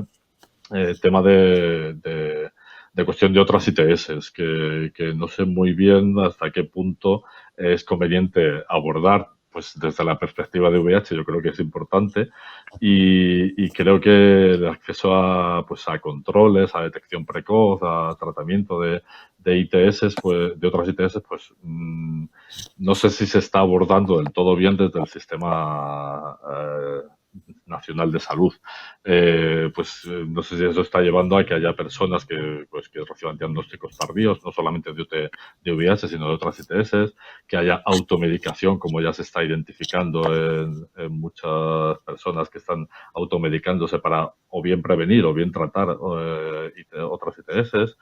Y bueno, pues no sé si ahí por esa parte se puede abordar algo aquí o me salgo del tema. Y por último, bueno, la parte de las ONGs, desde luego, me parece fundamental. O sea, para mí el apoyo el apoyo médico, desde luego, que es imprescindible, porque para mí, si no, no estaría aquí, pues gracias a la atención médica, a la medicación, a tal. Pero es cierto que el apoyo de ONGs para mí también fue fundamental, porque el evitar esa muerte social precisamente fue gracias al apoyo de las ONG, de como han mencionado, de los programas de pares o de grupos de autoapoyo, o de pues esa necesidad de interactuar más entre hospital y ONG. Es verdad que se ha ido mejorando con los años, pero sí veo que es algo fundamental, porque De hecho, para muchas personas, el hablar del VIH, pues como ha mencionado también María José, solamente se habla del VIH cuando acude a la consulta médica, porque no lo habla con nadie más en su esfera social. Entonces, facilitar ese espacio que quizá en el propio hospital no se puede dar por falta de tiempo, pues facilitar espacio a través de las ONGs es fundamental también. Que os contesten ellos estas preguntas. Si yo les cogería y diría, a ver, Santi, y a ver, Félix, le digo Félix y Santi para empezar un poco, yo creo que el debate. ¿Cuáles son los problemas que tenéis vosotros en el hospital? Tú a nivel clínico, Santi, y tú a nivel de gestión, Félix, para poder implementar muchas de las cosas que surgen en el informe. Porque en los temas de humanización, efectivamente, el papel lo aguanta todo, pero luego nos tenemos que poner con la realidad y sabemos todos que tenemos problemas, ¿no? ¿Qué es lo que falla ahí a la hora de qué es lo que estáis diciendo, ¿no? Chema y Rutilio, ¿no? ¿Qué es lo que pasa? ¿Cuál es el gap que hay ahí para que dificulta la implementación? ¿Qué pensáis? Venga, hola, Chema. Santi, hola, venga, dale. Hola, Santi. ¿Cómo estáis, chicos? Muy bien, muy bien. Muy bien. Te comento y os comento.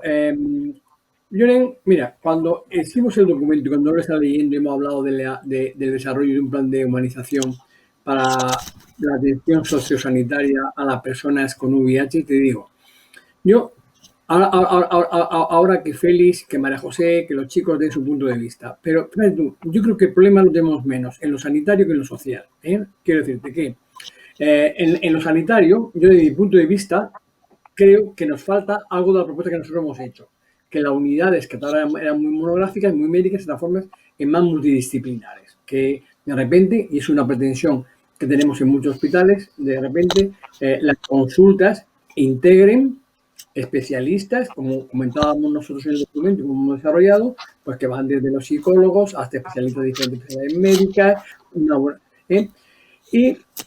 y por tanto, lo que es la atención médica, nos falta aquello muy importante, pero que nos falta en toda la medicina, la comunicación entre los niveles asistenciales nos falta en toda la medicina. Quizá en particular en la atención al VIH nos falta la comunicación, que también lo hemos propuesto, con estructuras que van más allá del hospital sanitario. Quiero decirte, la comunicación con los centros de salud mental, la comunicación con los médicos de prisiones, bueno, sigue siendo sanitario, no nos engañemos, ¿no? Todo esto es muy, muy importante. Y eso es más un esfuerzo organizativo, honestamente, no es cuestión ni siquiera de recursos, es más organizativo que de otro tipo. Donde yo veo el problema, no sé si lo veis igual, es en integrar los cuidados sanitarios con otros agentes. Yo, permitidme, lo mismo soy presuntuoso, pero ojalá los cuidados que tenemos que prestar a las personas con VIH con el fin de lograr la humanización, esa atención integral, ojalá en otros niveles fuese como la que se ha ido evolucionando y perfeccionando en lo sanitario. Lo sanitario no siempre ha estado como está ahora mismo, Ahora mismo hemos alcanzado, digamos, un nivel de desarrollo y de prestación de servicios muy superior al que teníamos hace unos cuantos años. Ojalá lográramos una evolución en el resto de estructuras, en el resto de agentes, por ejemplo, las ONGs también tienen un desarrollo espectacular y lo hacen muy bien a su nivel. Nos falta de nuevo la conexión, que existe a nivel particular, pero no de manera estructurada. Por tanto, respondiendo a tu pregunta, Julio, chicos, yo creo que lo que nos falta para llevar a cabo y poner en marcha este plan de inmunización que proponemos es, desde mi punto de vista, más una cuestión de organización. Fíjate que en este caso que requiramos ningún tipo de recurso, que muchas veces son el problema. No hay dinero, no se puede hacer. Yo creo que van más por el otro lado para lograr precisamente poner en marcha planes de humanización. Esfuerzo, coordinación, ilusión y ganas y adelante. Y el organizador, Santi, que vamos a trasladarla a Félix. Ahora, Félix como organizador, vamos a ver. Bueno, pues yo tengo una buena y una mala noticia. Y voy a empezar por la mala. si os parece. La mala noticia es que está todo por hacer. El documento se está presentando hoy. Hay un montón de líneas de acción que se nos ponen encima de la mesa a los gestores, a los clínicos, al tejido asociativo, a la administración en su conjunto, a los pacientes. Y, por tanto, tenemos que trasladarlo desde la teoría a la práctica. Esa es la mala noticia, que no es tan mala si lo veis de alguna manera, porque el documento, yo creo que lo habéis dicho ambos, es un documento muy integrador, muy amplio, de muy amplio espectro y que recoge muchísimos aspectos. La buena noticia es que no os subís a un tren que está en el andén, sino que os subís a un tren en marcha. Porque, fijaros, he recogido los elementos esenciales que tanto Chema como Rutilio habéis comentado. Y habéis hablado de la integralidad, habéis hablado de la interdisciplinaridad, habéis hablado de la salud mental y habéis puesto en valor el papel del asociacionismo. Empezaré por este último. Probablemente el asociacionismo en VIH haya sido un ejemplo para el resto de asociacionismo en otras patologías. No tengáis ninguna duda. El músculo del asociacionismo en VIH pues es envidiado por el asociacionismo en muchas otras patologías. Y en cuanto a la integralidad, la interdisciplinaridad y la salud mental, pues son exactamente los mismos elementos que en general cualquier paciente crónico en estos momentos está demandando a las administraciones. Una atención integral, una atención interdisciplinar y el soporte emocional a los padecimientos, en este caso, físicos. Por tanto, las administraciones estamos en marcha ya. Estamos en marcha y, por tanto, es extender los mismos mecanismos que estamos aplicando a otras patologías a las personas portadoras de VIH. Y yo no creo que sea un problema de dinero. No, yo creo que es un problema esencialmente de actitud y de resistencia al cambio. Las organizaciones sanitarias, y yo voy a poner el acento en lo que me compete, aunque estoy de acuerdo con Santi en que en la parte social también hay mucho que hablar, yo me centraré en lo sanitario. Las organizaciones sanitarias son organizaciones muy complejas y que tienen a veces pues determinadas inercias que es muy difícil cambiar. Es muy complicado. Tenemos unas herramientas, los directivos, pues a veces un poco escasas, que se centran en la persuasión y en la disuasión, poco más, pero en ello estamos. Y yo creo que el hecho de que compartáis elementos comunes con otras patologías va a ir en beneficio de todos. Específicamente, a mí lo que más me preocupa, y yo creo que es otro elemento, tal y como lo ha explicado perfectamente María José, en el que seguramente seáis mucho más específicos o, en todo caso, compartáis especificidad con las patologías relacionadas con la salud mental, es el tema de la discriminación y del estigma, donde yo creo que todavía queda mucho por caminar y comparto la reflexión de Julio, que incluso en el ámbito de los propios profesionales sanitarios. Sí, yo quisiera un poco, yo quisiera un poco contestar a la intervención de Santi, que bueno, voy a discrepar un poquito, porque sí que es cierto que se ha avanzado muchísimo digamos, en las unidades de infecciosas, se ha avanzado una barbaridad. Pero yo sí creo que en el ámbito sanitario en general, es decir, cuando se abordan otras patologías asociadas al VIH, en otras especialidades o en otros, sí todavía siento que hay todavía un cierto desconocimiento por parte del personal sanitario, hay todavía ciertos tabúes y ciertas mitos, falsos mitos sobre el VIH que no se han terminado de superar. Entonces yo creo que dentro de la implementación de toda esta estrategia de humanización de la sanidad, yo creo que es muy importante mantener la formación, es decir, la formación continua para que, digamos, no solamente para eliminar o terminar de eliminar todos estos estigmas que todavía persisten, sino para armonizar un poco, es decir, para que el paciente con VIH no solamente se sienta bien en su unidad infecciosa, sino que si a lo mejor va al dermatólogo o a lo mejor va al psiquiatra o a lo mejor va, pues oye, también sienta esa humanización, ¿no? Ese abordaje integral y no todavía esos estigmas que todavía persisten, ¿no? Yo es que lo digo desde la perspectiva del paciente y de muchos pacientes que he atendido como activista, que todavía me comentan que, bueno, que se habla todavía de SIDA, por ejemplo, hay profesionales de la salud que todavía hablan de SIDA en vez de hablar de VIH. O sea, cosas que parecen tonterías, pero no lo son. Para el paciente realmente no lo son y no deberían ser, ¿no? Ya a estas alturas creo que no deberían ser. Venga, María José. Vale. Sí, yo quería comentar algunas cosas así mezclando un poco mi perspectiva, que no puedo evitarla, de paciente, que lo soy desde hace 31 años, y luego también de gestión y la fantasía que me da pensar en ciertas cosas porque diseño proyectos y porque participo en estos documentos. Entonces, bueno, con el tema de los cuidados sanitarios, yo, Santi, que tienes razón en que es donde un poco a lo mejor mejor estamos, pero es verdad también que van saliendo una serie de desafíos que yo creo que hasta para vosotros es difícil a veces saber qué pasa, porque yo ahora, por ejemplo, tengo un síntoma, mi médico me ha dicho que ni idea por qué tengo el síntoma, y como soy una paciente informada, estoy buscando y voy a ir a dar con el especialista, yo buscar el que sabe de eso, porque más o menos me he leído las cosas y medio sé lo que me puede pasar. Pero eso no es lo normal, ¿no? Quiero decir que lo normal es poder tener lo que falta, que tú muy bien lo has dicho, que es esa coordinación entre disciplinas, que además ayudaría a lo que decía Rutilio de esa sensibilización, formación, porque los prejuicios disminuyen con el contacto con los pacientes y con el conocimiento del trato.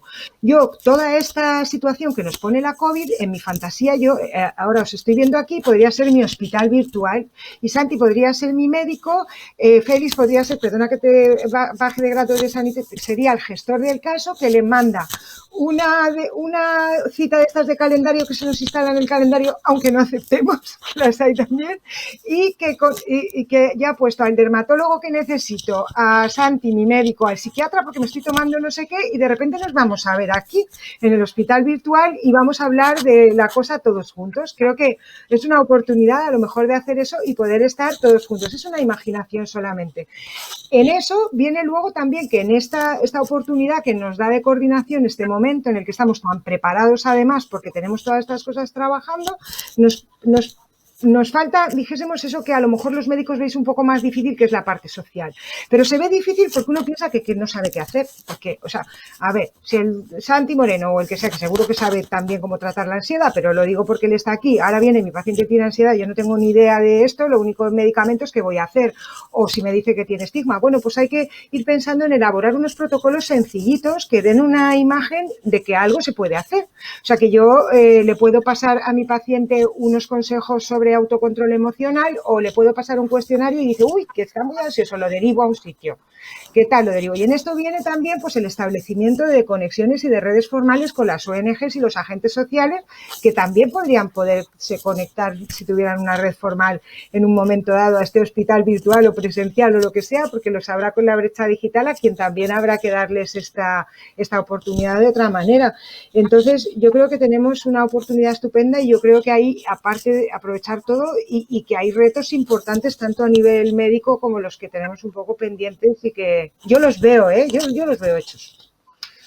Yo los veo hechos. Os puedo hacer una pregunta a vosotros, a Chema y a Rutilio, para que también establezcamos también con el resto. Cuando vosotros vais al médico, claro, vosotros sois también una excepcionalidad, debemos entenderlo así. Sois personas informadas, formadas, activas, ¿no? En cierta manera, ¿no? Y tenemos a veces que ir un poco al paciente medio, ¿no? Por decirlo de alguna manera. No todo el mundo, desgraciadamente, tiene esa información y esa formación, etcétera, ¿no? Pero vosotros creéis que muchas veces cuando vais a vuestro médico de familia o vais al médico del hospital, a veces le da un poco de rabia que sepáis más que él. Fijaos lo que os voy a decir, ¿no? Es decir, ¿notáis o percibís? Sí, dice María José que sí. ¿Notáis o percibís que dice, joder, este tío le da rabia porque yo, joder, he leído un paper, un artículo y sé de esto de qué va, y él se queda así como un poco diciendo, ¿de qué me está hablando este? ¿Notáis? ¿Percibís esto?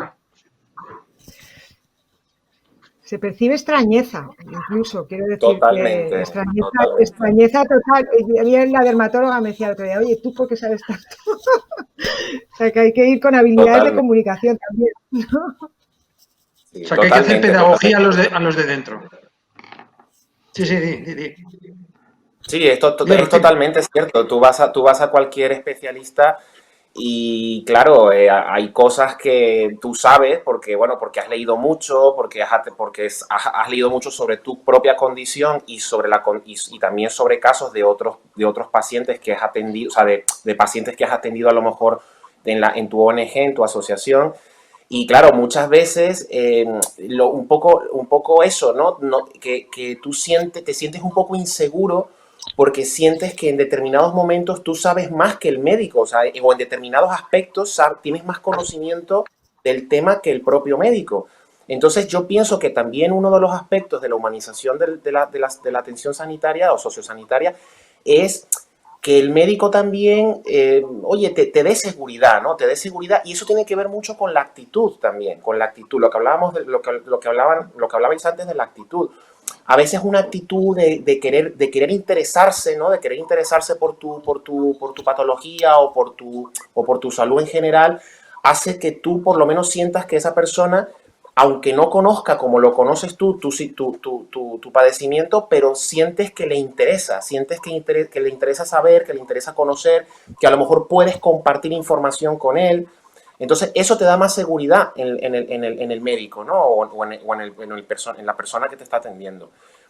Pero eso, claro, eso también depende de la actitud y la actitud a su vez depende un poco de la formación, de lo que hablábamos antes, ¿no? De tratar de tener al personal sanitario constantemente formado y constantemente actualizado. Y yo sé que eso es difícil, yo sé que eso en la gestión, digamos, del día a día, la gestión hospitalaria o la gestión sanitaria del día a día es complicado, pero hay que tratar de mantenerlo porque yo siento que la formación continua en el personal sanitario es fundamental para todo este tema, para toda esta estrategia de humanización.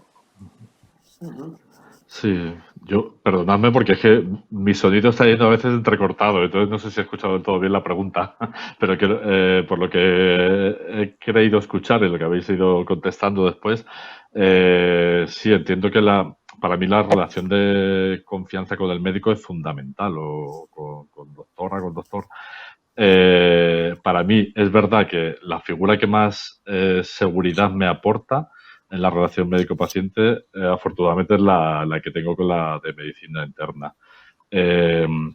No porque esté aquí en este espacio, sino porque realmente es la que a nivel personal me aporta más seguridad en cuanto a conocimientos, en cuanto a interdisciplinaridad y demás. Es cierto que muchas veces en la atención primaria no percibo esa seguridad. He tenido porque buenísimos y buenísimas y que sí que me han dado esa sensación de seguridad, pero es verdad que en otras ocasiones he percibido esa falta de formación o de sensibilidad y de la misma forma, pues eso, en la atención de urgencias, por ejemplo. En las urgencias de hospitales a veces te encuentras con situaciones un poco, pues más de desconocimiento en ese sentido, más de falta de tacto, de sensibilidad a la hora de abordar determinadas cuestiones. Y en ese sentido yo creo que es algo que en la parte de las urgencias de hospitales creo que es más generalizado, al menos yo, no por experiencia propia solamente, sino por intercambio con otros pacientes y lo que transmiten desde otros pacientes también. Y bueno, ahí yo creo que sí que es cierto que quizá donde más habría que abordar esa parte es en atención primaria y en urgencias de hospitales. No sé muy bien por qué en las urgencias de hospitales ocurre eso, porque luego sí que te encuentras profesionales en los hospitales de especialidades que bueno, sí que tienen esa sensibilización, o sea. Hoy ha sacado precisamente, creo que ha sido hoy, un documento SEMES, la Sociedad Española de Emergencias, precisamente sobre el tema de VIH en la urgencia hospitalaria, que va en la dirección de lo que tú dices, Chema. Yo creo que es muy interesante también, ¿no? Y una cosa que os planteo a vosotros como pacientes, pero también al resto, ¿no? El acceso a los fármacos, que este es un tema controvertido. Bueno, hemos tenido especialistas en el documento, que han trabajado en el documento. Concretamente hemos tenido a especialistas en farmacia hospitalaria que se han puesto de acuerdo con farmacéuticos de oficina de farmacia, concretamente el representante del Colegio de Farmacéuticos de la Comunidad de Madrid, y parece que se han puesto de acuerdo en que haya una cierta línea de continuidad, ¿no? Una cierta continuidad en el tema del tratamiento y que se os facilite el acceso al fármaco, ¿no? ¿Cómo veis este tema vosotros? Ahora, con el tema que está cayendo, con el tema de la COVID, que hemos tenido que hacer un sobreesfuerzo a la hora de garantizar la accesibilidad, ¿no? Sí. ¿Cómo lo Bueno, veis? yo en ese tema les puedo contar un poco de primera mano, porque cuando estuve trabajando como coordinador de salud en Colegas, de hecho nos reunimos. Una de las propuestas que Colegas siempre ha hecho en estos últimos años es tratar de que el acceso a la medicación antirretroviral sea mucho más sencilla, ¿no? Sea mucho más sencilla. Y bueno, viendo que digamos, la situación de los pacientes con VIH ha mejorado mucho, la calidad de vida de los pacientes ha mejorado mucho, pero la dispensación de la medicación sigue funcionando de la misma manera. Y justamente nos reunimos con el Colegio de Farmacéuticos de España, de hecho se llama el Consejo Superior de Farmacéuticos de España, y hicimos esa propuesta, ¿no? A proponerle primero al Ministerio de Sanidad y luego a las comunidades autónomas la posibilidad de poder dispensar la medicación antirretroviral en determinadas farmacias, no en todas, pero en aquellas que tuvieran la infraestructura para poder hacerlo, ¿no? Y bueno, y la verdad es que es una propuesta interesante porque no es lo mismo que un paciente tenga que desplazarse hasta la farmacia de su hospital, que a lo mejor le puede tomar pues mucho tiempo y le interfiere con el trabajo y le interfiere con sus actividades diarias, a que lo haga a la farmacia que a lo mejor le queda a 5 minutos, ¿no? A 10 minutos de casa. Entonces, yo creo que es una propuesta interesante que, bueno, hasta ahora no ha tenido muy buena acogida, debo decirlo, sobre todo de parte de las administraciones, pero creo que si las administraciones se coordinan y llegan a un acuerdo, pues creo que puede salir adelante y eso ayudaría a muchísimos pacientes a mejorar su calidad de vida, porque me consta que a algunos pues les cuesta el tener que desplazarse hasta su farmacia hospitalaria. Sí, es que realmente es una de las trabas ahora mismo que hay mayores en la atención de VIH, que la dispensación de la medicación es pues una atadura importante para la mayoría de las personas que estamos en tratamiento. Entonces, claro, de nada serviría que se pudiera facilitar la atención médica digitalizada online, digamos, si cada mes o cada 2 meses vamos a tener que seguir acudiendo a la farmacia hospitalaria para poder retirar esa medicación. Yo creo que ahora mismo, con la digitalización que hay de todo, se puede perfectamente hacer el seguimiento. O sea, si el objetivo de esa dispensación en farmacia hospitalaria es tener ese seguimiento de que los pacientes y las pacientes realmente estamos retirando esa medicación y tomándola y tal, yo creo que hay otros sistemas ahora mismo para comprobar pues que poder realizar ese seguimiento. Yo de aquí lo único que me planteo es... Se ha quedado congelado. Se ha quedado congelado. Se ha parado la imagen. Ahora. Con el tema de las medicaciones inyectables que vienen, que si eso va a ser, si esa forma de dispensar esa medicación inyectable se podrá hacer a través de centros de atención primaria, o de qué manera se podría hacer, porque si no ahí sería como un parón, digamos, hacia un avance como el que se supone que va a ser el de las medicaciones inyectables. Pues si se puede facilitar la medicación en dosis de pastillas en farmacia y no se puede dispensar la otra de otra manera que no sea hospitalaria, pues al final también sería un impedimento para continuar hacia ese avance. Pero bueno, eso a lo mejor es ya un paso por delante.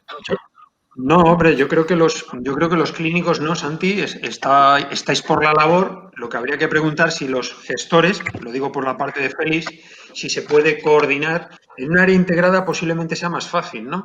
Cuando no hay integración de áreas, está el hospital por un lado y la atención primaria por otro, no sé si eso genera cierta dificultad, ¿no? ¿Cómo lo veis eso? Bueno, sin entrar todavía en lo que es futuro inmediato, pero todavía futuro, que son las medicaciones inyectables, que veremos cómo resolvemos el asunto, por el hecho de que una de las 2 inyecciones tiene cadena de frío, no se puede suministrar desde cualquier parte.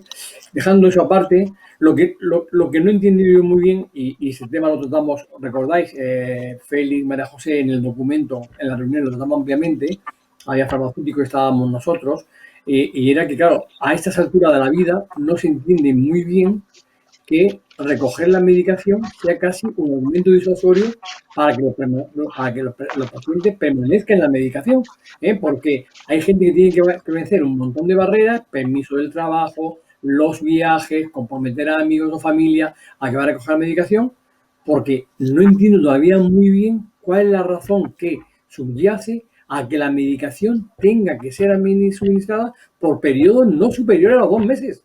No lo entiendo. Es decir, para personas que llevan años y años y años, que han demostrado más que nadie que tienen interés en tomarse la medicación y que son adherentes.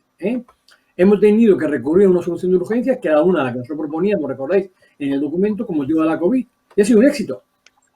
Para las oficinas de farmacia hospitalaria, para de farmacia hospitalaria y para los pacientes. Enviarle la medicación a casa se ha probado en todo punto totalmente efectivo. Y eso se podía hacer. No, ya todo... Perdón, que te he interrumpido, Santi, con el debate.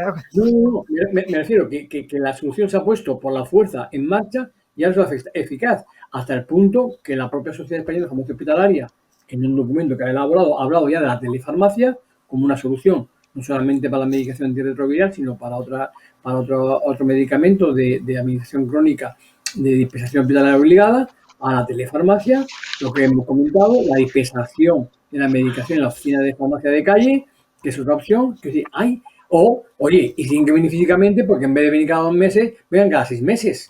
En Inglaterra, suministran a los pacientes míos que están en Inglaterra, y mi compañero me lo dice, allí en Londres, dan medicación para cada 6 meses, mandado a casa a través de un courier. Para cada 6 meses y a casa. Macho, ¿sabes? No, y aquí cada 2 meses ya venir al hospital. Yo esto nunca he entendido muy bien cuál es la razón genial que impide que se mejore esto. Te lo está preguntando a ti, Félix, creo. Yo creo que sí. Pues yo me toca y lo asumo. A ver, yo creo que hay seguramente muchas razones. Algunas de ellas normativas, seguramente algunas de ellas de carácter económico y no hay por qué ocultarlo. Pero yo creo que también el COVID ha venido a poner encima de la mesa algunas cosas de las que teníamos ciertos temores y que han resultado completamente exitosas. Nuevamente, en la atención a personas con VIH y a otras patologías. Por lo tanto, yo creo que se abre un escenario distinto en estos momentos a través de la dispensación domiciliaria por una parte, a través de la dispensación en centros de salud por otra o a través de la dispensación en oficinas de farmacia. Cada una con sus características, cada una con su distinta accesibilidad y cada una también con sus particularidades. Yo creo que esto sí que es un elemento que ha llegado para instaurarse y que probablemente pues tengamos todas las administraciones que hacer un esfuerzo a la hora de dar respuesta adecuada a estas necesidades y máxime, pues yo no quiero menospreciar, por favor, a las personas que no están con actividad laboral en estos momentos, ni mucho menos. No se trata de discriminar a nadie y mucho menos por el hecho de que haya alcanzado la edad de jubilación, pero yo creo que especialmente en personas activas hay que entender también los costes indirectos que esto representa, el hecho de tener que acudir cada 2 meses a un centro hospitalario con las demoras, los retrasos, las distancias, las esperas y eso tenemos que intentar resolverlo. El documento lo pone muy claramente encima de la mesa y yo creo que es algo en lo que las administraciones tendremos que, bien desde la Administración General del Estado, bien desde las administraciones autonómicas, intentar buscar la mejor solución a la que se adapte mejor a cada una de las características de cada comunidad. Bueno, si os parece, tenemos que ir terminando porque ya son las 7, van a ser las 7, entonces tenemos que ir terminando. Por cerrar un poco el tema que hemos abierto, yo creo que más nos vale que nos pongamos de acuerdo entre nosotros o bien nos va a poner de acuerdo un señor llamado Amazon. No sé si me explico, es decir, que yo creo que más nos vale que nos pongamos nosotros de acuerdo desde un punto de vista sociosanitario o va a llegar alguien de este calibre y va a llegar y va ¡paf! Y de repente vamos a tener Amazon haciendo cosas cuando, oye, ustedes no se podrían haber puesto de acuerdo, ¿no? Entonces, si me lo permitís y pidiendo disculpas, lógicamente, a todos los que nos escuchan y también a vosotros, tenemos que ir cerrando. Y, por lo tanto, bueno, a mí me ponen aquí una cosa que ponen conclusiones y entonces yo me resisto a lo de las conclusiones porque conclusiones parece que damos por cerrado algo, cuando realmente yo creo que este es un documento que lo que abre es una puerta, es decir, abre una puerta a un despliegue de un trabajo que todavía está por hacer. Santiago antes comentaba que efectivamente hemos bajado mucho al detalle, yo creo que efectivamente lo hemos hecho, y lo hemos hecho en aspectos que realmente no estaban bien definidos o todavía había claroscuros y en algunos sitios más grises tirando a oscuros o oscuros. Yo creo que a partir de ahora lo que tenemos que hacer es este documento, lo hemos hecho con Rosa Polo en este sentido, está a disposición del Ministerio. Este documento está a disposición de los servicios de salud y de las consejerías de salud y por lo tanto ahí está. Pero creo que tenemos que bajar aún todavía más. Es decir, este documento yo lo veo con un desarrollo de buscar unos indicadores, que sean unos indicadores concretos, factibles, sencillos en su implementación, que nos puedan hacer medir y evaluar si esos indicadores y esas acciones concretamente tienen repercusión e impacto en la salud real de las personas y de sus familias. Yo creo que este documento, ese paso, esa evolución, ese evolutivo de este documento va a eso, a buscar esos indicadores que realmente garanticen el verdadero impacto en la salud de las personas, ¿no?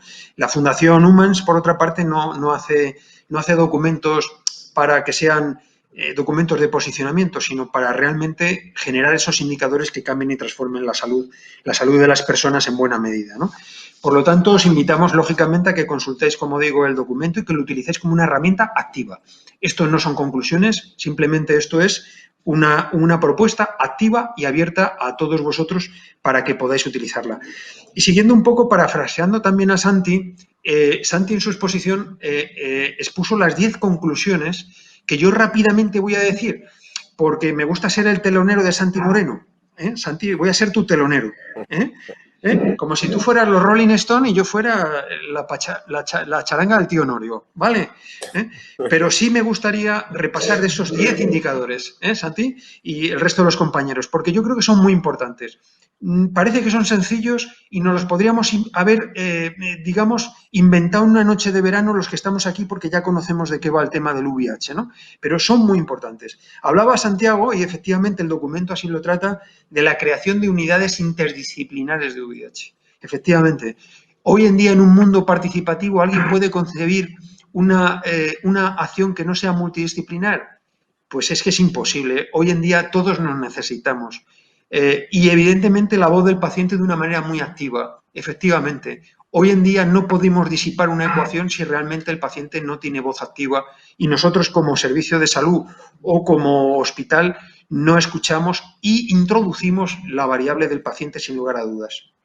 También Santiago hablaba de continuidad asistencial.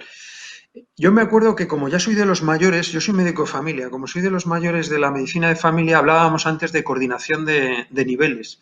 Ahora no se puede hablar de coordinación de niveles, se tiene que hablar de integración de ámbitos asistenciales. Tenemos que ir realmente a una verdadera integración porque la continuidad asistencial, los pacientes no tenéis que saber si estáis en la primaria, estáis en el hospital, o estáis en rehabilitación, si estáis en el ámbito social o el sanitario. Es realmente las organizaciones las que tienen que, digamos, integrar esos cuidados y realmente facilitar el tránsito del paciente y la navegación del paciente por todos los ámbitos sin gap y sin que exista ninguna discontinuidad. Santiago y también María José muy especialmente hablaba de la incorporación de la experiencia del paciente. Hoy en día, ya sabéis, los PROMS, los PRENS, las encuestas de calidad, calidad percibida, percepción de salud. Efectivamente, esto es importante y lo tenemos que introducir de manera muy decisiva en nuestras organizaciones. Habéis hablado de la integración de la asistencia psicológica. Qué importante. ¿Por qué no integramos de una manera muy decidida la psicología dentro de los ámbitos asistenciales? Hace no demasiado aquí en Madrid integramos en atención primaria a 31 psicólogos. ¿Creéis que 31 psicólogos en toda la Comunidad de Madrid es suficiente? Bueno, ya hemos hecho algo, ¿no? Es un pequeño gesto, pero probablemente sea necesario mucho más. Ojo, asistencia sanitaria, asistencia psicológica y también asistencia social, es decir, trabajo social, que yo creo que es otra variable importante. Acabamos de hablar de accesibilidad al tratamiento. Señores, pongámonos de acuerdo o alguien grande nos va a poner de acuerdo de una manera muy, muy contundente y probablemente no muy adecuada, ¿no? Habéis hablado de educación para la salud. Educación para la salud. Educación para la salud, prevención, promoción, educación para la salud. Señores, 1978, Conferencia de Ottawa, Canadá, cultura de la salud. Esto ya se acuñó allí, en el 78. Cultura de la salud. todo lo que tiene que ver con prevención, promoción y educación para la salud. Y habéis hablado de los coles. Y es que esto se educa desde pequeñito. Cuando ya somos mayores, el disco duro está formateado, ya está demasiado hecho, ya es muy difícil. Es difícil con los pedagogos y demás interferir. Hagámoslo desde que somos chiquititos, ¿no? Desarrollo de nuevas vías de comunicación para las personas. La integración del sistema penitenciario en los servicios de salud. Oiga, la LOPS, la Ley de Ordenación de Profesiones Sanitarias, año 2003, establece que debía integrarse el sistema penitenciario dentro de los servicios de salud en el 2003. Y estamos en el 2020. Oiga, y no se ha integrado. Salvo País Vasco y Cataluña, que han hecho alguna cosa interesante en este sentido, el resto imposible, ¿no? Claro, es que tenemos que garantizar la continuidad de los cuidados. Y oiga, los señores que están en instituciones penitenciarias, pues miren ustedes, desgraciadamente son como los mayores que están en residencias. No existen. Parece que no son ciudadanos. No son ciudadanos y entran en un limbo que es el limbo de lo inexistente, ¿no? Fomento de la equidad, que decía Santiago, ¿no? Comunicación, comunicación, comunicación, sensibilización, el estigma en los sectores profesionales. Bueno, yo creo que esta es un poco la síntesis, si me permitís un poco así, como un poco a grandes rasgos, de todo lo que este documento presenta y vuestro trabajo ha escenificado. Así que yo creo que sin más, si os parece, pues daros las gracias. Daros las gracias primero a los más importantes, los pacientes. Nosotros no seríamos nada sin vosotros. Nosotros egoístamente aprendemos de vosotros. Parece que suena un poco duro, pero nuestro objeto de desvelo sois vosotros. Y vosotros sois el principal acicate y el principal incentivo que tenemos los profesionales. Por lo tanto, debemos daros las gracias. Y con humildad, sobre todo los profesionales. Y yo me pongo aquí, Santi, como médico, sobre todo los sanitarios y especialmente los médicos, la humildad junto con la compasión son las dos herramientas más importantes de los sanitarios, la compasión y la humildad. Y tenemos que ser humildes y tenemos que seguir aprendiendo. Así que muchísimas gracias a vosotros. Y gracias a los intervinientes, gracias a Santiago, gracias a ti, María José, gracias a ti, Félix, y gracias a todos los compañeros que hemos tenido en este grupo tan interesante. Y vuelvo a decir, os amenazamos con que vamos a seguir trabajando. Lo digo porque Rosa está al otro lado, el ministerio está al otro lado, y a Gilead también. Vamos a seguir trabajando para humanizar aún más e implementar esas acciones realmente en los servicios de salud. Así que muchísimas gracias y gracias a todos vosotros. Un saludo. Gracias. Gracias a vosotros.